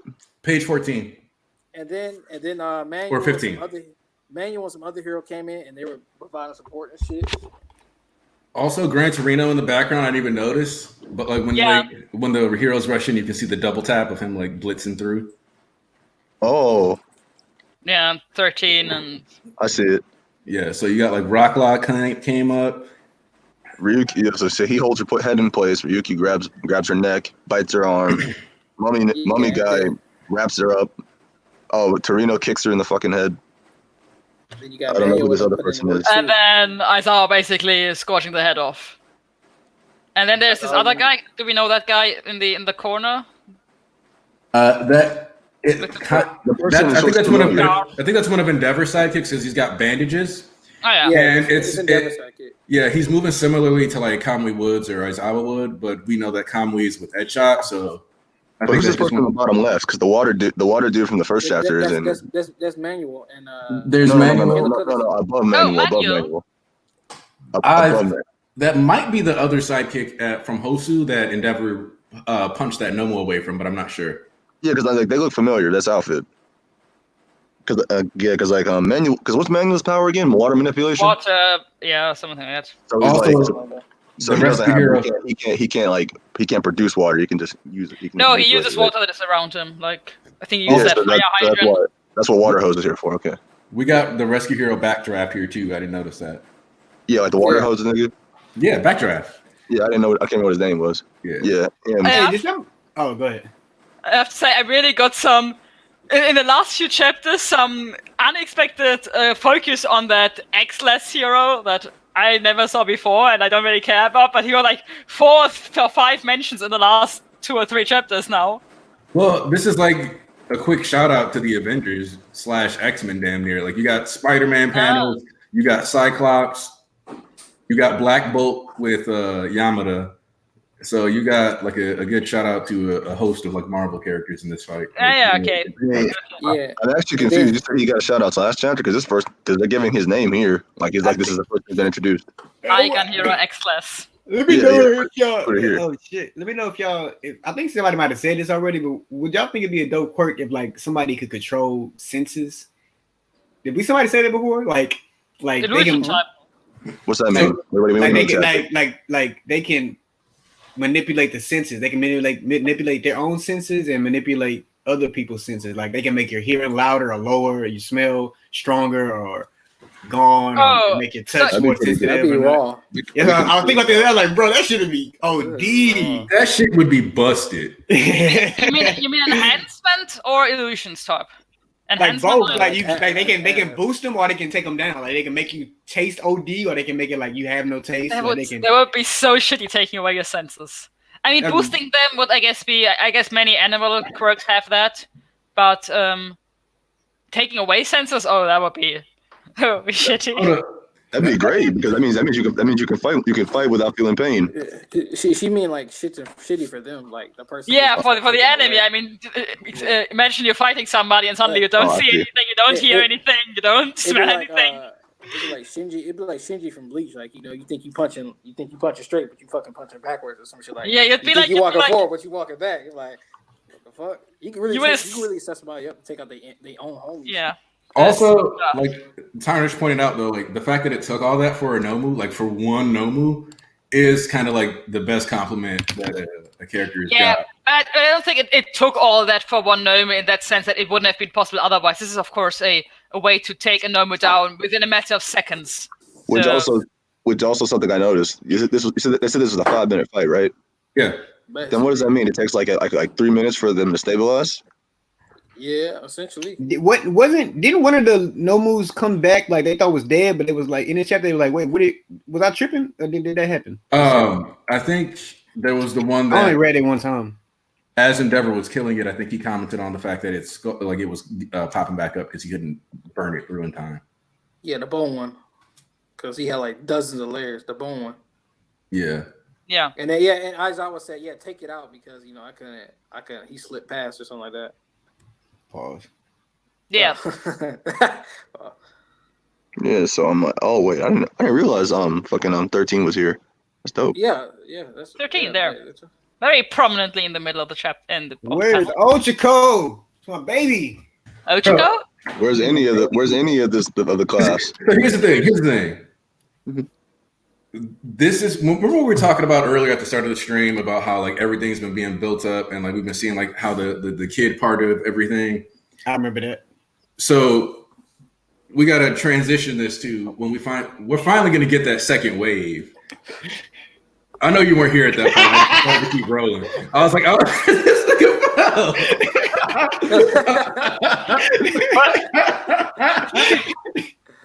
My bad. I'm in a silly mood right now, man. I'm sorry. I ain't slept in like 24 hours. So I'm just like silly. I knew you were sleeping at the damn desk earlier. I was like, this nigga sleep. Nah, he's chilling. Yeah, I'm chilling, bro. My bad though. But no, like we kind of got to see that part of the provisional license getting pay off where you're trying to save people and fight. So that's kind of why Shigaraki waking up here, I think, is kind of important, and it's probably about to lead to a mass burial. Or something like that's why I don't understand why this many like characters are here right now that have so many death flags. Yeah. I need death and carnage for a coach. I didn't actually think about that, but that's a good point because now with that all these fucking heroes are here, you pretty much take out like a majority of society's heroes in one go. Bro, wait a minute. I've been preaching this shit for how long? Oh yeah, I didn't know. No. Don't get it twisted. I didn't think they weren't gonna get clapped. I'm saying all at the same time. Is what I'm saying. The thing about this is that the genius part about this move is that it's actually characters we know instead of just some false. Like we know, like you don't mind even like have a deep connection. Like we know the UQ. Oh, you're talking about when they all crashed in at the end. Hell yeah. Hell yeah. Yeah. I mean. Mm-hmm. Now that you say it, I remember that last week's chapter, and I think I really thought about what I'm going to do with Shigaraki because there's basically nobody there. There's like Endeavor and Mirko and Crust and Aizawa and Pressback. That's all there is, and I don't think too many of these, aside from Crust and Mirko, who I guess are both expendable. I didn't think that in present, Mike. I didn't think that too many here would die. But now that there's so many heroes here, it just suddenly changed and. Now it's everybody's game, really. Them niggas so dumb. They thought they was doing something about crashing in like that. They finna get ready. The only person I could see being able to somewhat not get dusted is Endeavor himself because he can float. Yeah, and Aizawa because I guess he may be able to erase the Quirk just before he's killed. I'm gonna laugh if Dragon Lady just fly out and leave everybody. Now here's the funny thing: Aiza was not in the room. So he won't be able to erase his Quirk either. Yeah, true. He's not there.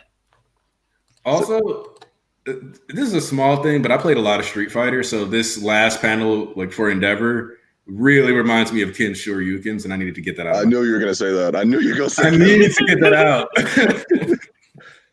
I was like, bro, come on now. I need that, bro. We gotta wait 2 more weeks. I also think that Mirko's going to survive because they We got I this can't three see it. panels. We got these 3 panels of saving her. It would be just there would be Yeah. wasted 3 panels if she now died. We got Nah. doing patchwork on Night Eye. What happened to that nigga? Exactly. Exactly. Nigga, I said it like 10 minutes ago, nigga. Don't steal my shit. I'm just saying, don't say like just because like we helped her out. We gave her some on the spot treatment. Yeah. Nah, she gone. Nah, She it's gone. because, I'm you know sorry. why? It's because she love Endeavor. He did it. That's why she think he gonna he can't work No, Endeavor's no, talent. I Can't work Endeavor's talent. I have to admit, I kind of forgot about Night Eye, but I also think that Night Eye was there was more story relevance to his death. Mirko, I don't see any story relevance to her death. Her being a top hero and her dying is major impactful. Yeah, sure, exactly. sure, but not comparable to like Night Eye. Night Eye Night Eye needed these panels because he needed to see Deku fighting. I mean that's like narrative relevance, but like narratively impactful. But this is like world impactful. Like it impacts us like the world itself. Yeah, but it would also be impacted if she just retired. That would be the same impact. Whether he died or whether she retired. Would it? I don't think it. Same impact. Nah, it wouldn't. It wouldn't because she's not All Might. Niggas ain't gonna be like, oh my god, what are we gonna do without Mirko? No, that's different. That's different. Yeah, they even said like she's been gaining popularity and like hopped into the 5th spot. So yeah, like her retiring is like, damn, that sucks. But her dying is like, what the fuck? They killed her? The fuck? No, I think her retiring would be awful. I mean, let's go down. All Might is out. Endeavor, Willow may or may not survive. Who knows? So let's say he survives. Say or whatever. it with me. Endeavor is dying. Yeah, I don't think he will die here. No, he's dying. No, say it. Let me help you. When Dobby's in the vicinity, Endeavor is dead. But Dobby is not in the vicinity. Yeah, that's why I say he's not going to die here. The arc is not over. The arc is not over, say it. That's yeah, sure. That's what I mean by he's not going to die here by Shigaraki waking up. Everybody dies. He's not going to die that way. Oh, okay. Not that way. He's gonna get out. He's gonna get out the building. And as he's escaping, you're going to see these loud thuds. And then Giganto Machia is going to land on him while carrying Dabi. And then that's how he's going to die. Here's my thing. I'm sorry. She got to get murked because, like I said, when it comes to Rush 2, Watch 2, Old Samurai Nigga 2, Dragon Lady 2. Hold on, nigga. These niggas ain't gonna get clapped until they get their showcase. Headshot 2. If you in the top 10, them niggas ain't getting clapped until they get their showcase. If you in the top 10, you getting topped. Nigga, I ain't talking about right here with that. Nah, bro. So what impact would you have? I need Yoroi Musha to get one fight, please. Please. I mean, Samurai. What impact would you have on the world if Mirko died that you didn't have if Mirko lost and retired? The impact is not going to be the same because, like I said, if she retires, it's like, oh man, that's terrible. But it's like she probably had a bright future ahead of her. That sucks. But if she dies, that needs some wide scale panic. It's not her one death. It's her death with other top heroes' death, which is like Shigaraki. Like even at the beginning, I've been like, this hand will destroy everything. Like you have to back that. You have to back that danger that you set up. You have to back that up. And by backing it up, you have top heroes like Miracle die. That's how you collapse the hero society. Like you come in and you do something that people ain't done, villains ain't been able to do because of All Might. You kill these top heroes, and you show that without All Might, that is really disarray. Like you have to kill these. Like you can't just have me. I know people love Miracle because they want to draw those sexy ass pictures of her. She gotta die, bro. That's not. It's not like I have any emotional. Not you. That's not. Right. But my thing is, Mirko at this point, she's hurt. She's just going to lie around in the corner, not doing anything. I assume. So she's not gonna enter that room with Shigaraki. I think so. I don't see why she would need to die here. Oh no! Don't get it twisted. Him clapping all these niggas is not just him destroying the fucking room. It's destroying the whole building. The whole building's gone. Yeah, but then that would also include Aizawa because it's just excluded Aizawa. Aizawa time. Like, yes, now you understand. I think Aizawa in prison might getting all the screen time.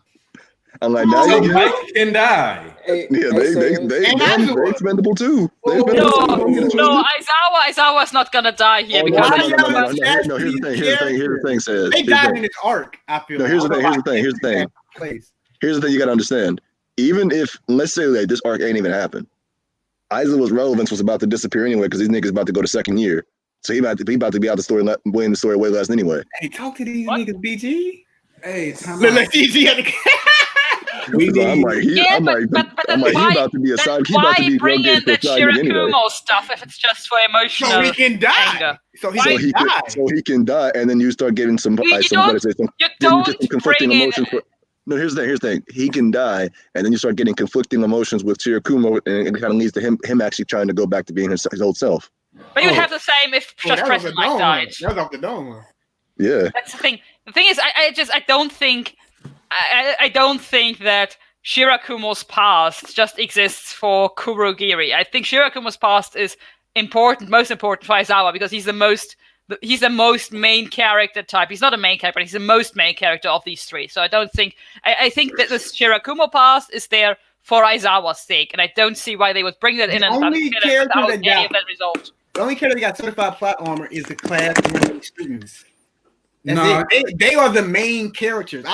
People keep saying like, "Oh, these are main." Like, no, the main characters are the students. Those are the main characters. Yeah, sure. I said he's not main character, but he's the most type of these three of Present Mike, of Aizawa, of Kurogiri. Aizawa is the most important character in terms of in terms of their story.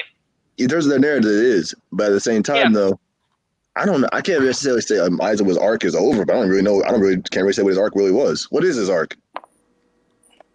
Yeah, that's the thing. Is Aizawa? We've seen him grow as a teacher. Shinso stuff. We have the Shinso stuff. We have the Shirakumo stuff.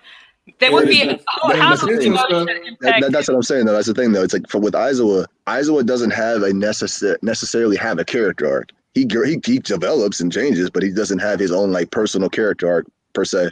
Imagine how much his goal is pretty much to guide others. Imagine how much that's going to impact the students. Okay, so here's the thing, though, right? Is that the way I look at it is Aizawa is the one teacher that can't die. Yeah. That's the same with me. I think Aizawa is like I think Aizawa is the one teacher who's going to be safe. Why can't he die? Because the way I look at it is, one, you got the Shinso plot that I actually think is going to be wrapped up. Two, the Eri plot. Three, so like that's already like Shirakumo two. Part. Like, Can you tag me in? Can I get tagged in on Shinso? No. You cannot get tagged in on Shinso. You are not getting tagged in on Shinso. I can break you up on Shinso. Shinso actually fuels Aizawa's death. He's replacing him. He's talking about that's true. That's true. Except he's not fully trained yet. Yeah, but he's gonna pick up the mantle. He's gonna figure out things for himself. Didn't even Aizawa tell him to start figuring things out for himself and how to use them? No, Aizawa told him specifically that the reason why it took 5-6 years to master the cloth is because he didn't have a teacher, and it's important to have one. I mean, I think we shouldn't forget one thing, and that is that even now that the story is getting darker and darker, Horikoshi has been incredibly reluctant to kill off his characters. I don't think he's just going to kill off every character. He's killed a few. It's kind of changing slowly, and he's definitely going to kill off more than he's normally killing off. But he's incredibly reluctant. I don't think we can just say everybody who's in this room is going to die. No. I think he was reluctant at a time. I think he was reluctant at a time. But the thing is, look at it like look at the Twice one. I mean, you could argue that Twice is a villain, and maybe it's different. But the thing is, with Twice, he killed that nigga off in the middle of the arc. And it was without a lot of fanfare afterwards. So it's like, nah. Yeah, it's slowly changing, but I don't see him killing off half his cast here. But the other thing that is really important to also keep in mind is the context of killing. Throughout the majority of the story, there are about 3 to 4 arcs where somebody dying was like really on the table, where it wouldn't have been like too early or kind of weird. Like you could argue that somebody could have died at USJ, but that's 20 chapters in. Yeah, that's dumb. That's dumb. Like you can't be out here like offing students. Yeah, like his old editor wasn't allowing that, and it like would have set a really weird tone considering like we would have like you wouldn't have been able to focus on the academia part at all really if you would have killed some students off that early. So like what Hosu City, you gonna kill off Deku, Ida? Like would you have killed Ida there? Like again, like that's only a month or 2 into their first school year. That's wild.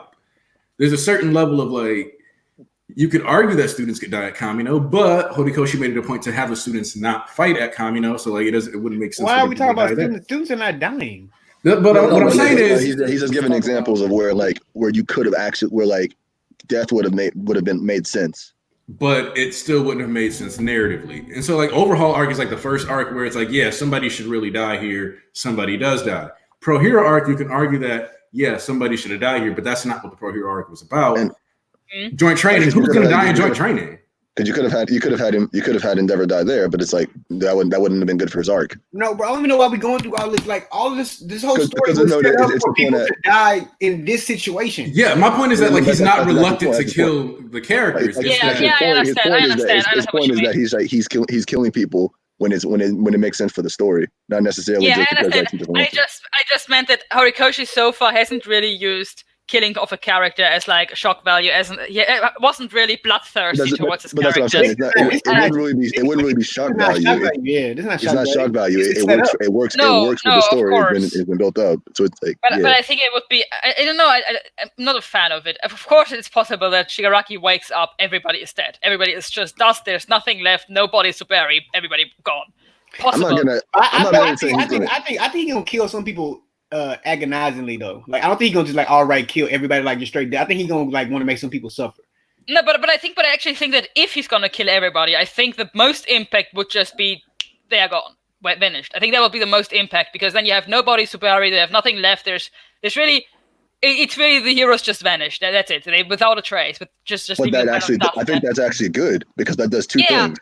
Because that does two things. One, it actually it solidifies his equity as a new big bad, and for two, it actually recontextualizes that scene where they said that this is the day the heroes vanished from the streets. Yeah, that's what I mean. Recontextualizes that whole scene. If Horikoshi wants to go the route of killing off all these characters that are now in this scene, then this would be the best way to just have them vanish without a trace. But I just don't like it. Because I always think it's kind of, I don't know, I think it's kind of tired to just kill off all the characters to have emotional impact and to the thing is, it's kind of this thing of all these characters now are teachers to somebody and are kind of mentor figures to somebody. And of course, killing off the mentor figure is always important. So for Shoto, killing off his father, for Shinso to killing off Aizawa, for the rest of the class to kill off Aizawa, for, I don't know, 13 to die for kind of characters who are who are close to 13 as mentor figure. That's possible for Yukio to die for Froppy and Uraraka. And Ochako, right? That's of course it's possible. But I always think it's something that I think you can do sometimes. But if all your mentor characters die off like that, it's kind of. But see, I don't think everybody necessarily has to die off by the dusting. I think we just got that in our head because we've seen it already. Well, my thing is, let me talk. Oh, you gotta go. Bro, no, go on. Go on. Thank you. Yeah, go ahead. Yeah, let me go in on this part then. So, as far as that's concerned, then it's like, okay, let's think about this. It's now that it's plenty of more fodder people that we know that's like not top 10, not pros. It's plenty of people that can still make it out of the situation. It's like, okay, we think about all these mentors and all this, that, and the others. Like, okay, is Shigaraki thinking about that? Like, it's easily to maneuver people in and out. Yeah, of course. Think about like how Mirko was like, okay, you know what? This gnome was dangerous as fuck. When Shigaraki wakes up, they will realize that this nigga is a fucking monster. And some people will be like, we cannot combat this nigga and we need to go. It's like, not everybody has to be right in this nigga face when he wakes up, but if they feel that pressure, that off one was emanating in Camino when he pulled up, and they're like, okay, it's still a lot of people that can still die and they can still maneuver out. Like Endeavor, he can still get the fuck away.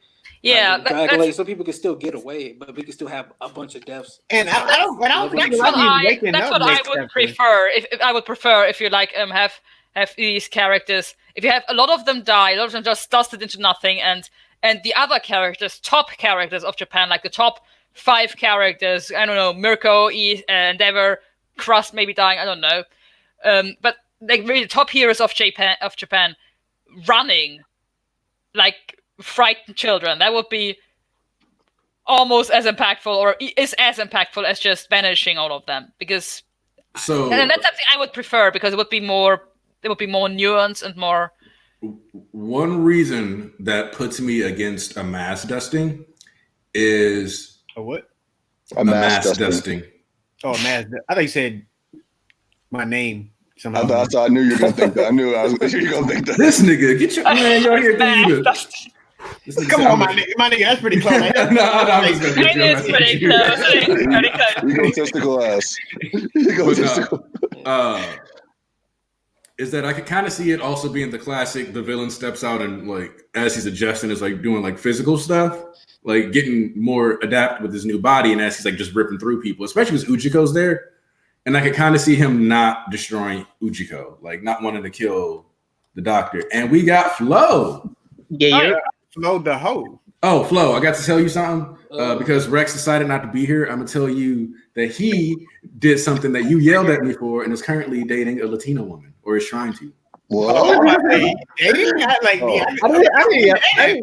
you. No. I was what did I say? You called me a traitor, sir. Wait, I think call you a traitor when Flo dated is dating an Asian woman. Are you dating an Asian woman? I did it. No, we broke up. But, so what are you talking about, my nigga? Ain't you dating a Latina woman right now? Nah, but I have. So what are you talking about? Did I say that? Was that on record? Did I say that? On record? You said that after the stream. You just said it right now. So I'm letting you know. So the next time we got Rex in here, you can get him because he's not gonna watch this part. Rex is deep. He ain't watching the stream if he ain't in it. See, he ain't gonna be ready. Nigga, I bet he ain't doing shit right now. Like, he just got his phone off. He probably still got his shit on and just creeping on the low. This man said he just staring at us. He was on Twitch earlier, bro. Oh God, I'm trying to tell you. You snitching? Just an hour ago, he was on Twitch. Duh. He got the notification that nigga was on Twitch. Yeah. Hey, what would y'all do if like the internet and shit shut down? Be really sad. I mean, during the quarantine, nigga, I'm gonna be furious. I'm gonna be furious. Yeah, nigga. No, I'm riding. I'm taking it to the streets. I'm taking it to the streets. No, I'm riding. I'm being this bitch doing yoga and shit.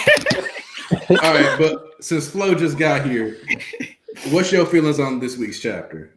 Ooh, I liked it.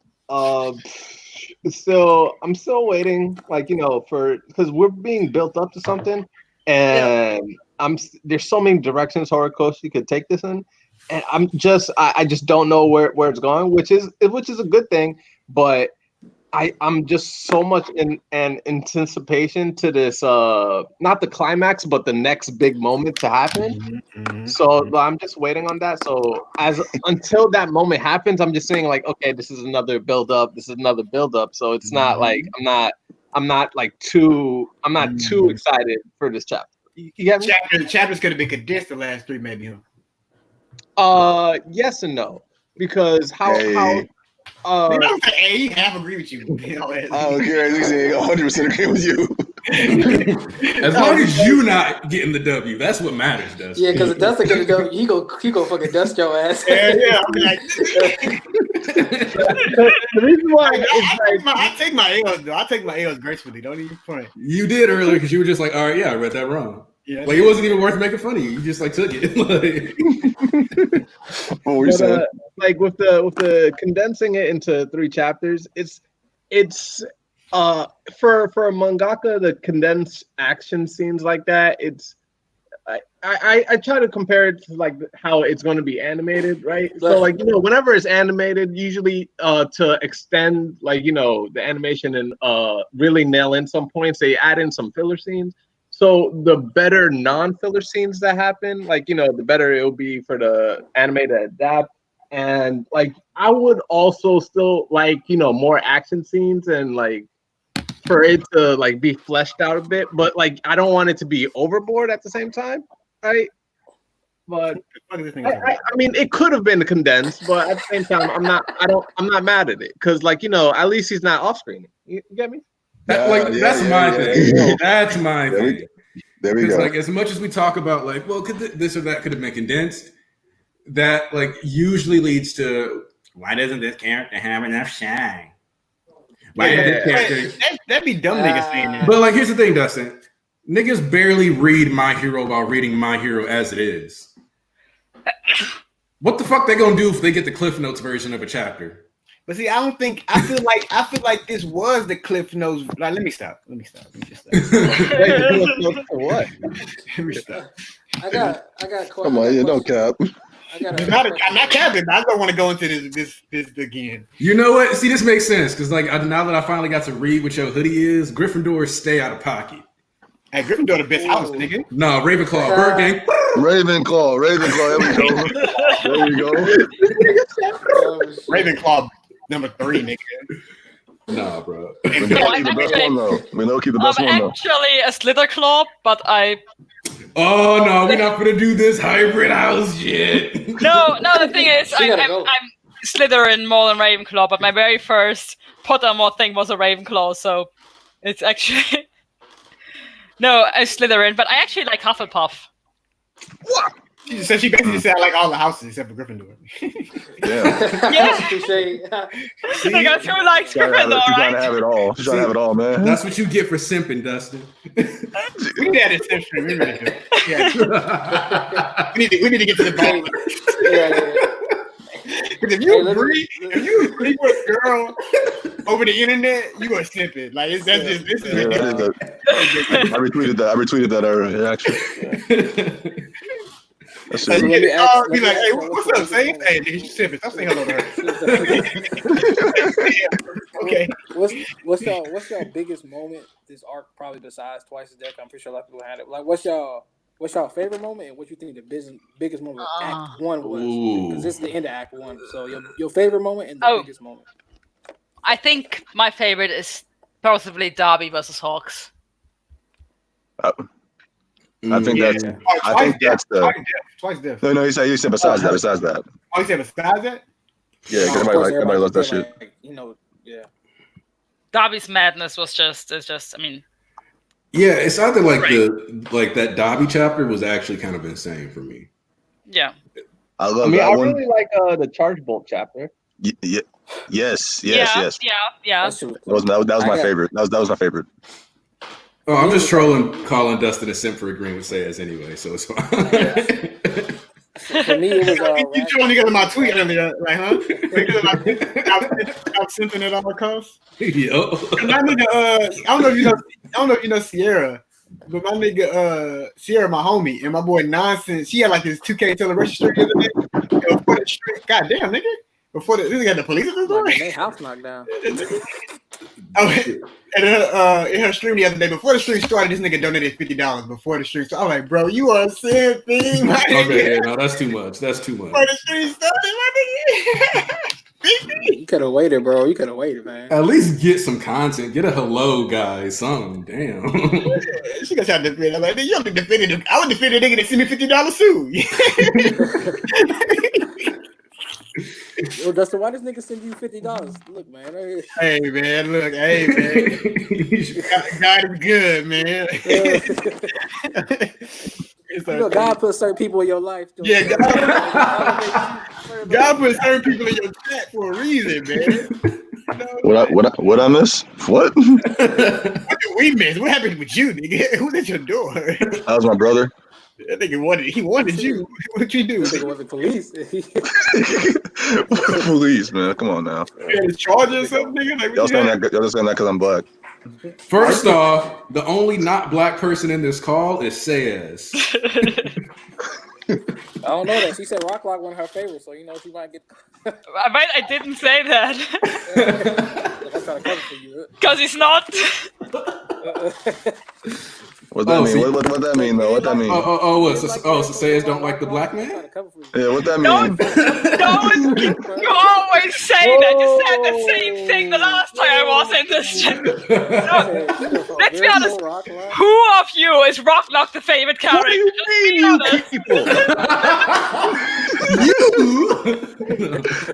Nah, he ain't my fave. But he's he's like super minor character. Why would he be my favorite character? Oh, he's a super minor character because he's black. Is it super minor? Is he a minority? Is that what that means? Super minority. I shouldn't keep coming to these records. It's always the same. Last time, Smash told me that, oh, typical, the German doesn't like the black characters. I could have said how typical a German is in Slytherin, but I didn't. Like, come on. Oh, damn. That's low right there. I ain't gonna lie, I thought she was Italian. Italian. Good. Bit of both. Oh, well, shit. All right. I guess that. I was that no. There was a World War II joke in there. Yeah. See, even Squid noticed. Look at that. They keep telling you to do JJ. Just repeating what you're saying. They do. Now, man, last week, I'm so heated because I was going to do the JJK stream. Yeah, But, I was wondering about that. What happened? Basically, they started doing a bunch of work in my apartment. So my apartment, not my apartment, but the one under mine. So mine smells like paint fumes all the damn time. And no, I wasn't able to go to sleep until like 6, 7 in the morning. Because you were high. Bruh, no. Paint fumes? Massive migraine. So it was let's look at it like this. We got a break next week. You can do it next week. Yeah. And I can tell you right now, he's not doing that shit next week. I can guarantee. Bro, don't do me like that. We supposed to do My Hero stream Sunday, wouldn't we? Like on the off week. Yeah, it was supposed to be the waifus. No, I'm talking about on the off week. The off week. We didn't fully set that. I don't want to hear that. We did not fully set in motion. Even actor stream. And we ain't fully set this one either because PG just said you doing it this week. You ain't agree. I didn't agree. No, you didn't. You ain't agree. Especially because this Jujutsu Kaisen chapter this week was actually really good. Might have been. I still ain't read it. I'm reading it right now. Chainsaw Man and One Piece and My Hero. That's all 3 chapters I read. Only thing I read is My Hero and Yaiba was so. Bro, I need to go to sleep, bro. I gotta watch that Michael Jordan doc in like 4 hours, 5 hours. That's at 9. I thought it was at 9. It's in 5 hours, nigga. What time is it for you? It's it's an 8. It's an 8 then because it's 3 right now. Yeah, it came on at 6 last week, so that was 8. Wait, That's crazy. Oh, damn, wait a minute. Wait, what time zone are you in, Dustin? Oh, damn. He's in Western. He's in. It come on at 5. Oh. Wait, where are you? That it's 8. No. I'm not in the Eastern time zone, nigga. I'm on the Central. Yeah, no. We in the same time zone. So it was 8 for you last week? Yeah, 8 for me last week, so it was 6. Oh, okay, so it's 6. Yeah, I know I wasn't tripping, nigga. Nigga thought I was in like New York or some shit. I didn't think I. Nigga, I'm like, nigga. Nah. Where you from, nigga? I'm from Tennessee. Tennessee, yeah. I'm sorry. So am I. You a country bumpkin? No, I live in a country bumpkin state, but I ain't no country nigga myself. Flo, ain't you in Florida? Ain't you in Florida? Yeah. Who? You a Florida man? You a Florida man, Flo? I'm not. I was in Baltimore. I was born in New York. Nah, that's your people, man. Nah, you a Florida man. No, man. Florida, I wasn't adopted by it. Nah, that ain't how it works. They took you. They own you. No, Florida different. It's built different. You go there, you live there, you become a Floridian. It's not. You're a Florida. Yeah, I'm sorry for you. A Florida man now. I used to live in Florida for like 2 years. So you're a former Florida man. Boy now. You're a former Florida man. Yeah, the only thing that makes you not a Florida man right now is the fact that you in Cali, California. Like that's it. Because Cali is also wild. When's the last time you saw a news story about a man from California? I seen the somebody's face. I seen the fakest ass last week or no 2 weeks ago. That shit was crazy fake. Oh, where the hell did you be seeing fake asses in a quarantine? Grocery store. Yeah, hold up. Oh, okay. Okay. No, Dustin might be an essential worker. Hey, yo, asses need to eat too, my nigga. Because like I am an essential worker. I work 6 days this week. Yeah, like I just get paid and go. Like I'm going to work and living my life like normal for the most part, outside of the fact that I can't go party. Hey, I'm not. Bro, if I wasn't working and I was on unemployment, I'd be making like $1,500 every 2 weeks. Damn. Maybe like 16. My deal is trash because, like I said, I was supposed to be going on vacation in like a week and a half, and now look at this shit. Where you gonna go? Well, not in a week and a half, like in a month. I was going to MomoCon. Niggas always be lying. Nigga, I was going to MomoCon in Atlanta. You said a week and a half. Nah, like really. Because I got the date wrong. It was May 22nd. One of my friends was gonna go to the Bahamas for a cruise. Cruise. That shit canceled. Nobody going on cruise for like the next 2 years. I'm just saying, how are you going on a cruise? Yeah, niggas gonna be like scared to go on cruises after this shit. No, they won't. I assure you, the cruise industry How's will it be going with the fine. lockdown over at your place? This shit ass. It's ass. I hate this shit. Like, I went to go like because I went to the sushi restaurant recently. That shit was still open, so I was like, okay, if this place is open, then maybe my ramen shop is still open. That shit was closed. Dog, your ramen shop by you closed too? No, it was closed. It was closed, and I was like, but they have this to-go place. And I was like, okay, that shit still open? Oh, that's great. I drove up there. That place empty.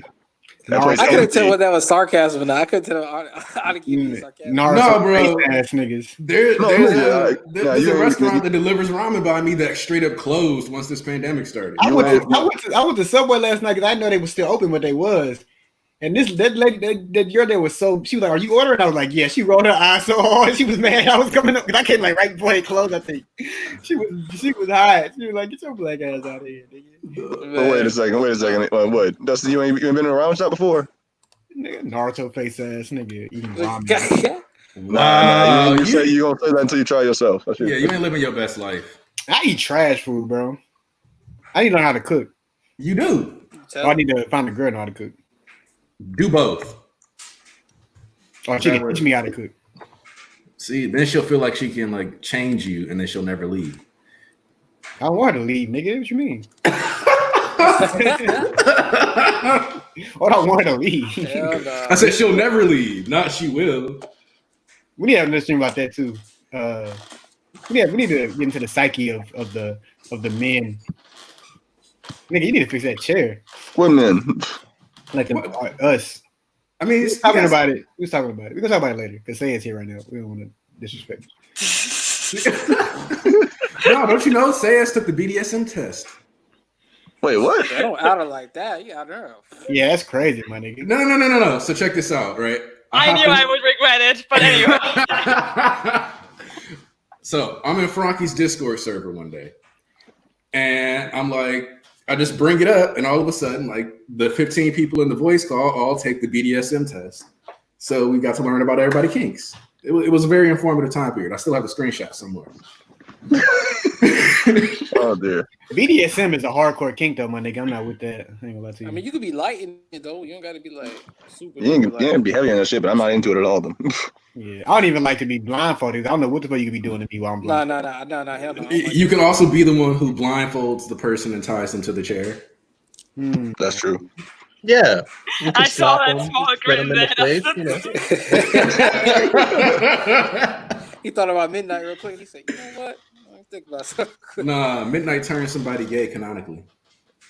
Well, that is. Wait, that was in the light novel, right? Yeah, that is true. For who? I can't remember who it was. it was just No, it was some random dude. Oh yeah, Like because I remember. in high school. Because I remember reading that shit. I'm like, what the fuck? What the fuck? Nah, it's really different, bro. She literally took that man's soul. I don't know what type of surgeon she Suck was. that nigga's soul. Like, no, that talk is so trash, but it goes so hard. Oh, you think it's trash? Like he ain't talking about shit. Yeah. Hey, He going in, but it's True. that shit so, but that shit go hard though.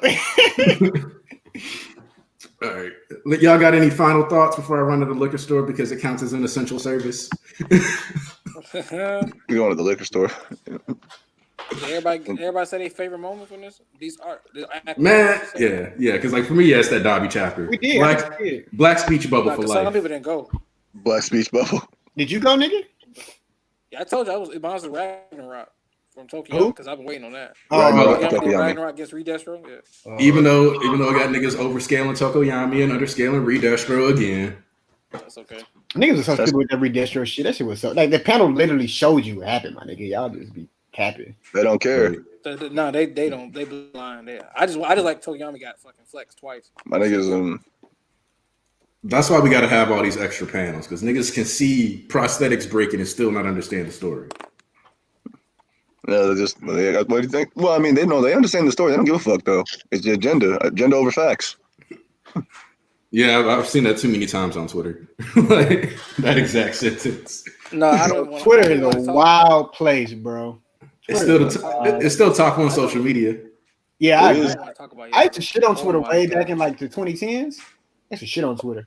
Oh yeah, me and you both. I was a Facebook boy. Yeah, bro. When Facebook first, I was like a baby with candy, nigga. I was like, oh my goodness, this shit, nigga. Like, hell, that shit. Oh yeah, that was back when niggas added everybody they see. I don't know who you are, but you on Facebook? Add. No, I like it. I don't think nothing was better than MySpace though when it first started because you can have your page, the song playing. Oh, tell me about that. Yeah, like somebody. Okay, first off, cool story about MySpace.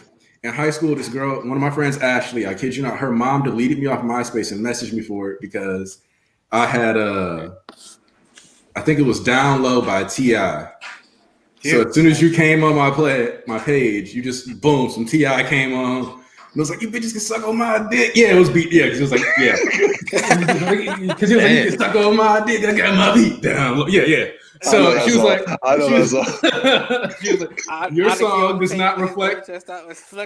She was like, your page does not reflect Christian values. So if you want to be friends with my daughter, you're gonna have to like change what's going on here. Goodbye. I was like, I would have been like, just because your daughter wearing that cross, you see how Christian she is, nigga. I had like a bleach wallpaper, so like it was like you came bro, in. I had Shigaraki, bro. I was the Shigaraki stan in middle school, nigga. That nigga was so raw to me. When that whole when he's fighting Ichigo and that whole Rietsu pressure shit was going on, that nigga with the iPads, he lifted the iPads. I was like, oh, nigga, oh, they blinked with the shit shortly after. Damn. I don't share that opinion, but you know whatever. I mean, the Espada and the visor and I don't know how to say all that shit, but the Arcanard, all that shit, that shit was great. Okay. As long as you ain't saying that was bad, I'm like, yeah. I still don't hate $1,000-Year Blood War. Okay, bro, the ending. I love $1,000-Year Blood War. The ending was ass. I did love it for the first 80 chapters, and then Superstar Onward it said fuck that shit. I love the Mayuri show. That's just. Well, yeah, that was cool. Like I said, I ain't saying there were cool parts, but I mean, when you give me a villain who can do whatever the fuck he wants, and then your answer to beat him is, hey, I got this random fucking arrow. If you get hit this thing, his powers go away.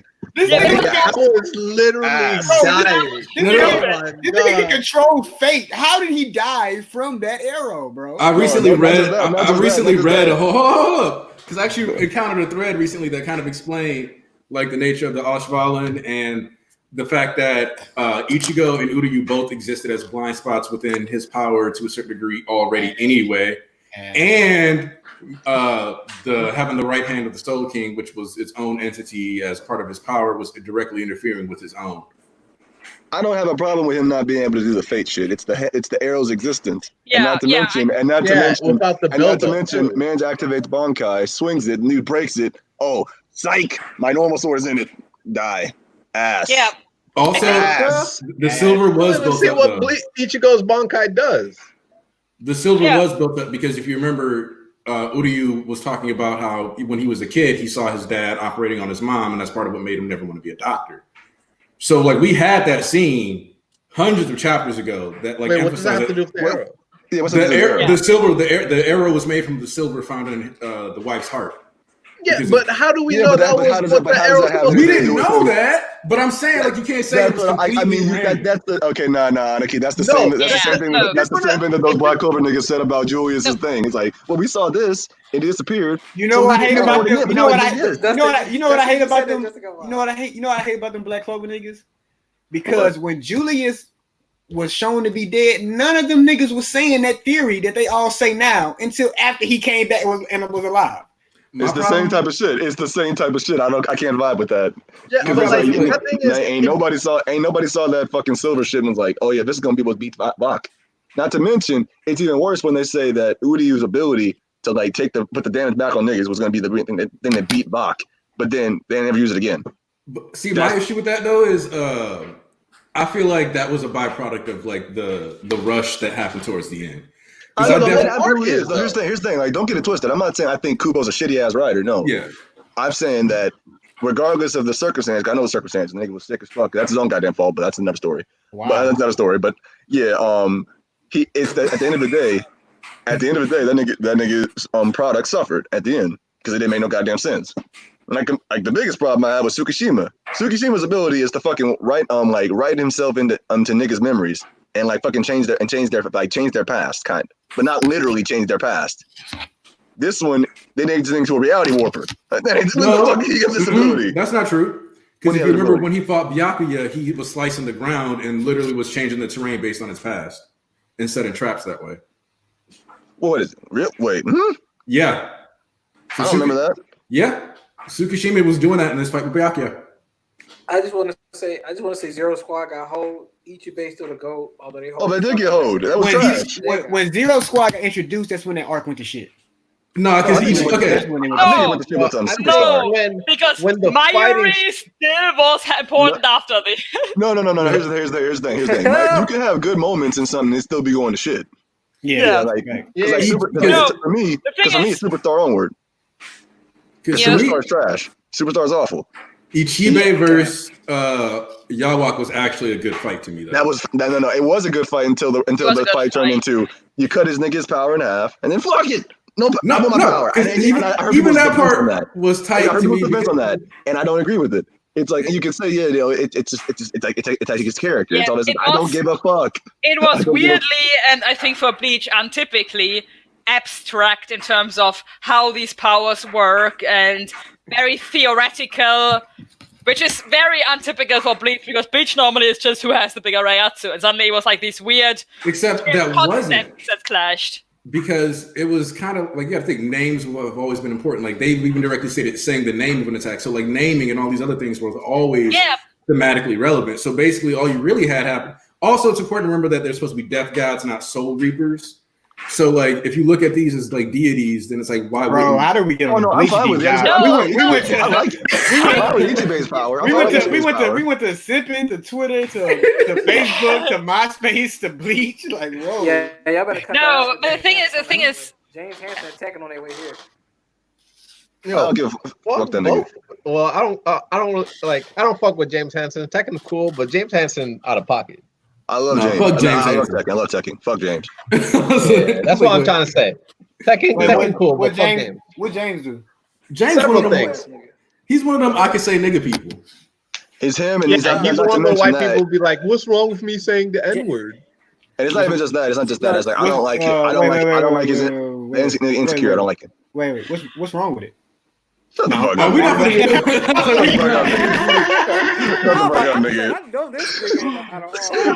I was like, Dustin did not just pull a Kanye. Wait, hold on. Don't disrespect Kanye. He disrespected himself. I'm sorry. Kanye, y'all people. That's another topic. But we can discuss Kumye West later. It's his stream.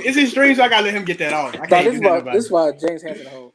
He literally said one day him and his homie bullied some My Hero cosplayers at a fucking con, and he said boo, and he made them cry and ran away. I'm like, nigga, you don't get your lame. What type of flex is that? Okay, here's what's funny about that. I'm like, nigga, What is it? I retweeted that nigga, and he deleted these tweets. And I retweeted that nigga, and I was like, wow, imagine being a grown man like bragging about picking on like high school kids. So then he's like, oh no, bro, obviously I'm exaggerating. Like so I was like, so basically you lying for clout. And he was like, that's not what it is. And I'm like, you literally just admitted that you didn't actually have these interactions and you weren't bullying people all day. But you were saying you were doing it on Twitter. You lied for clout. We need to have a clout stream too. Like, for sure. I know I'm saying we should have all these streams, but I don't have time to do streams.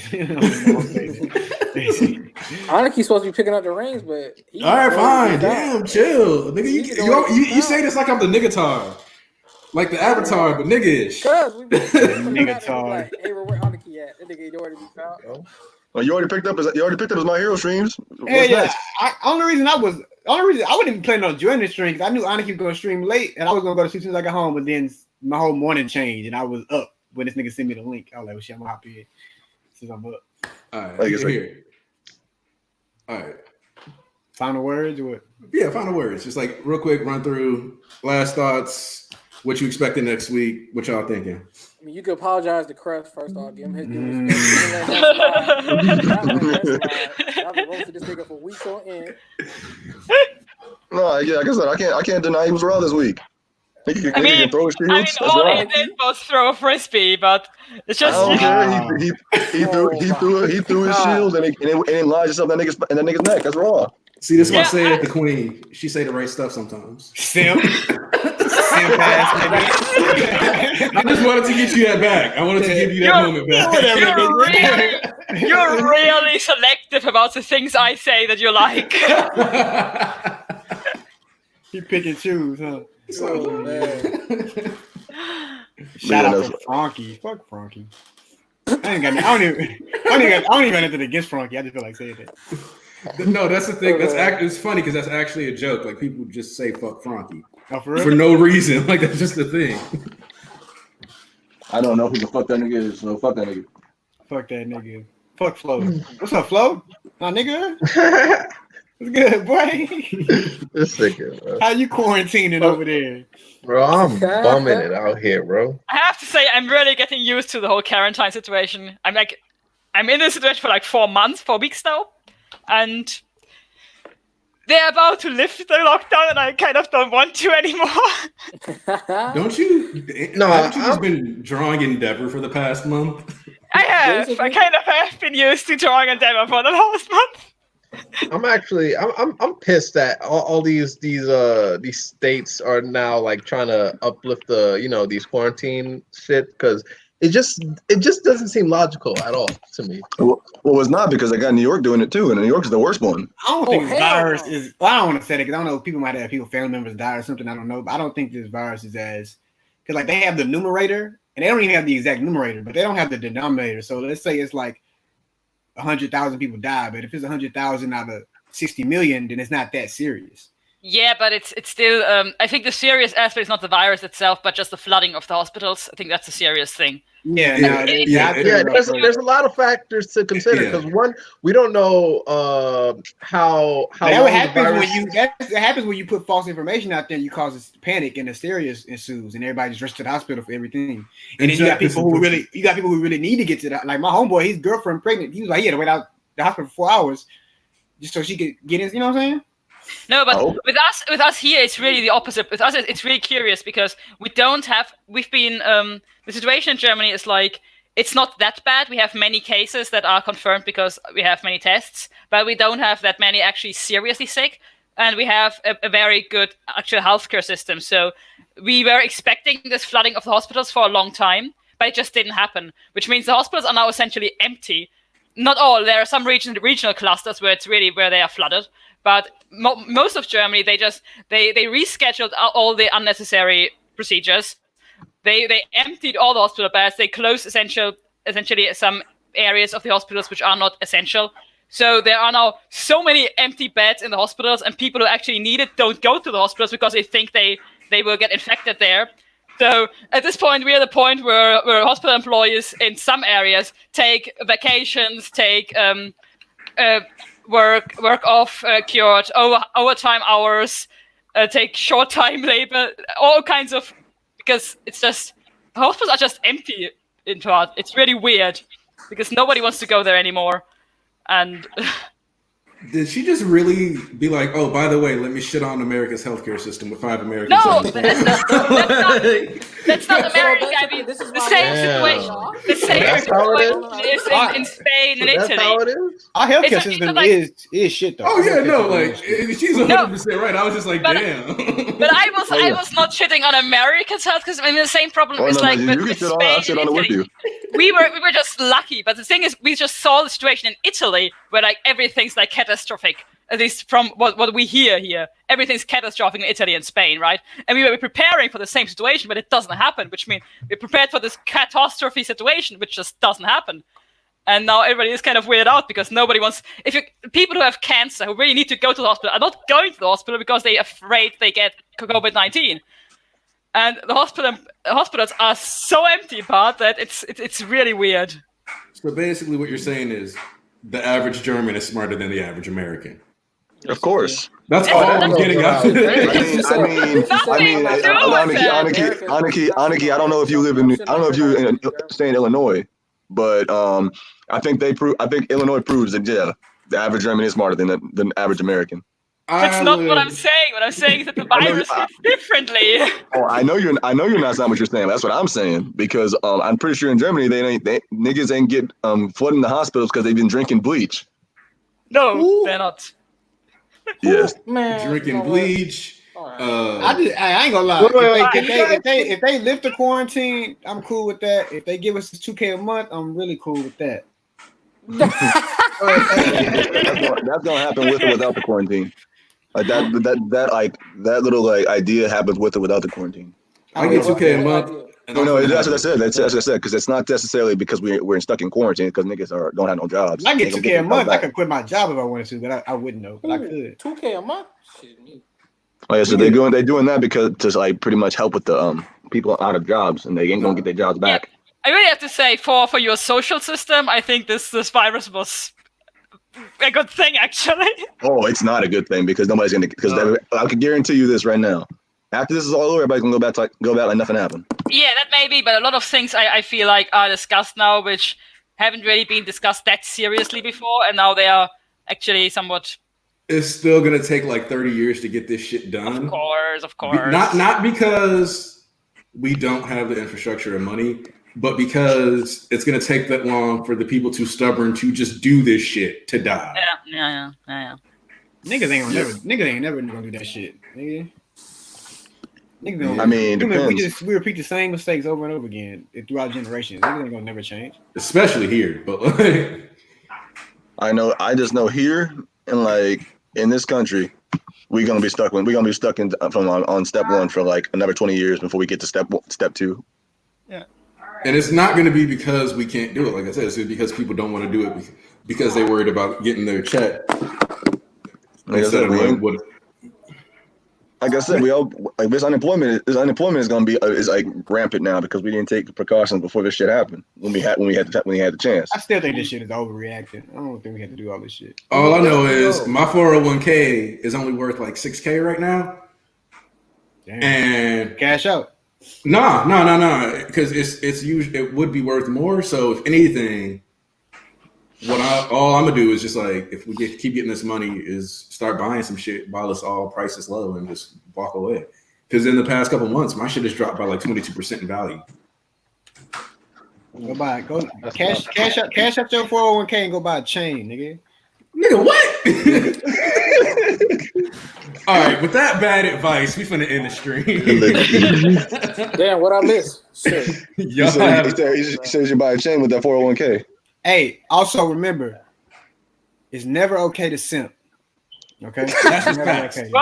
We ended on an actual message at that one. Yeah, never okay to simp. Stop simping, 2020.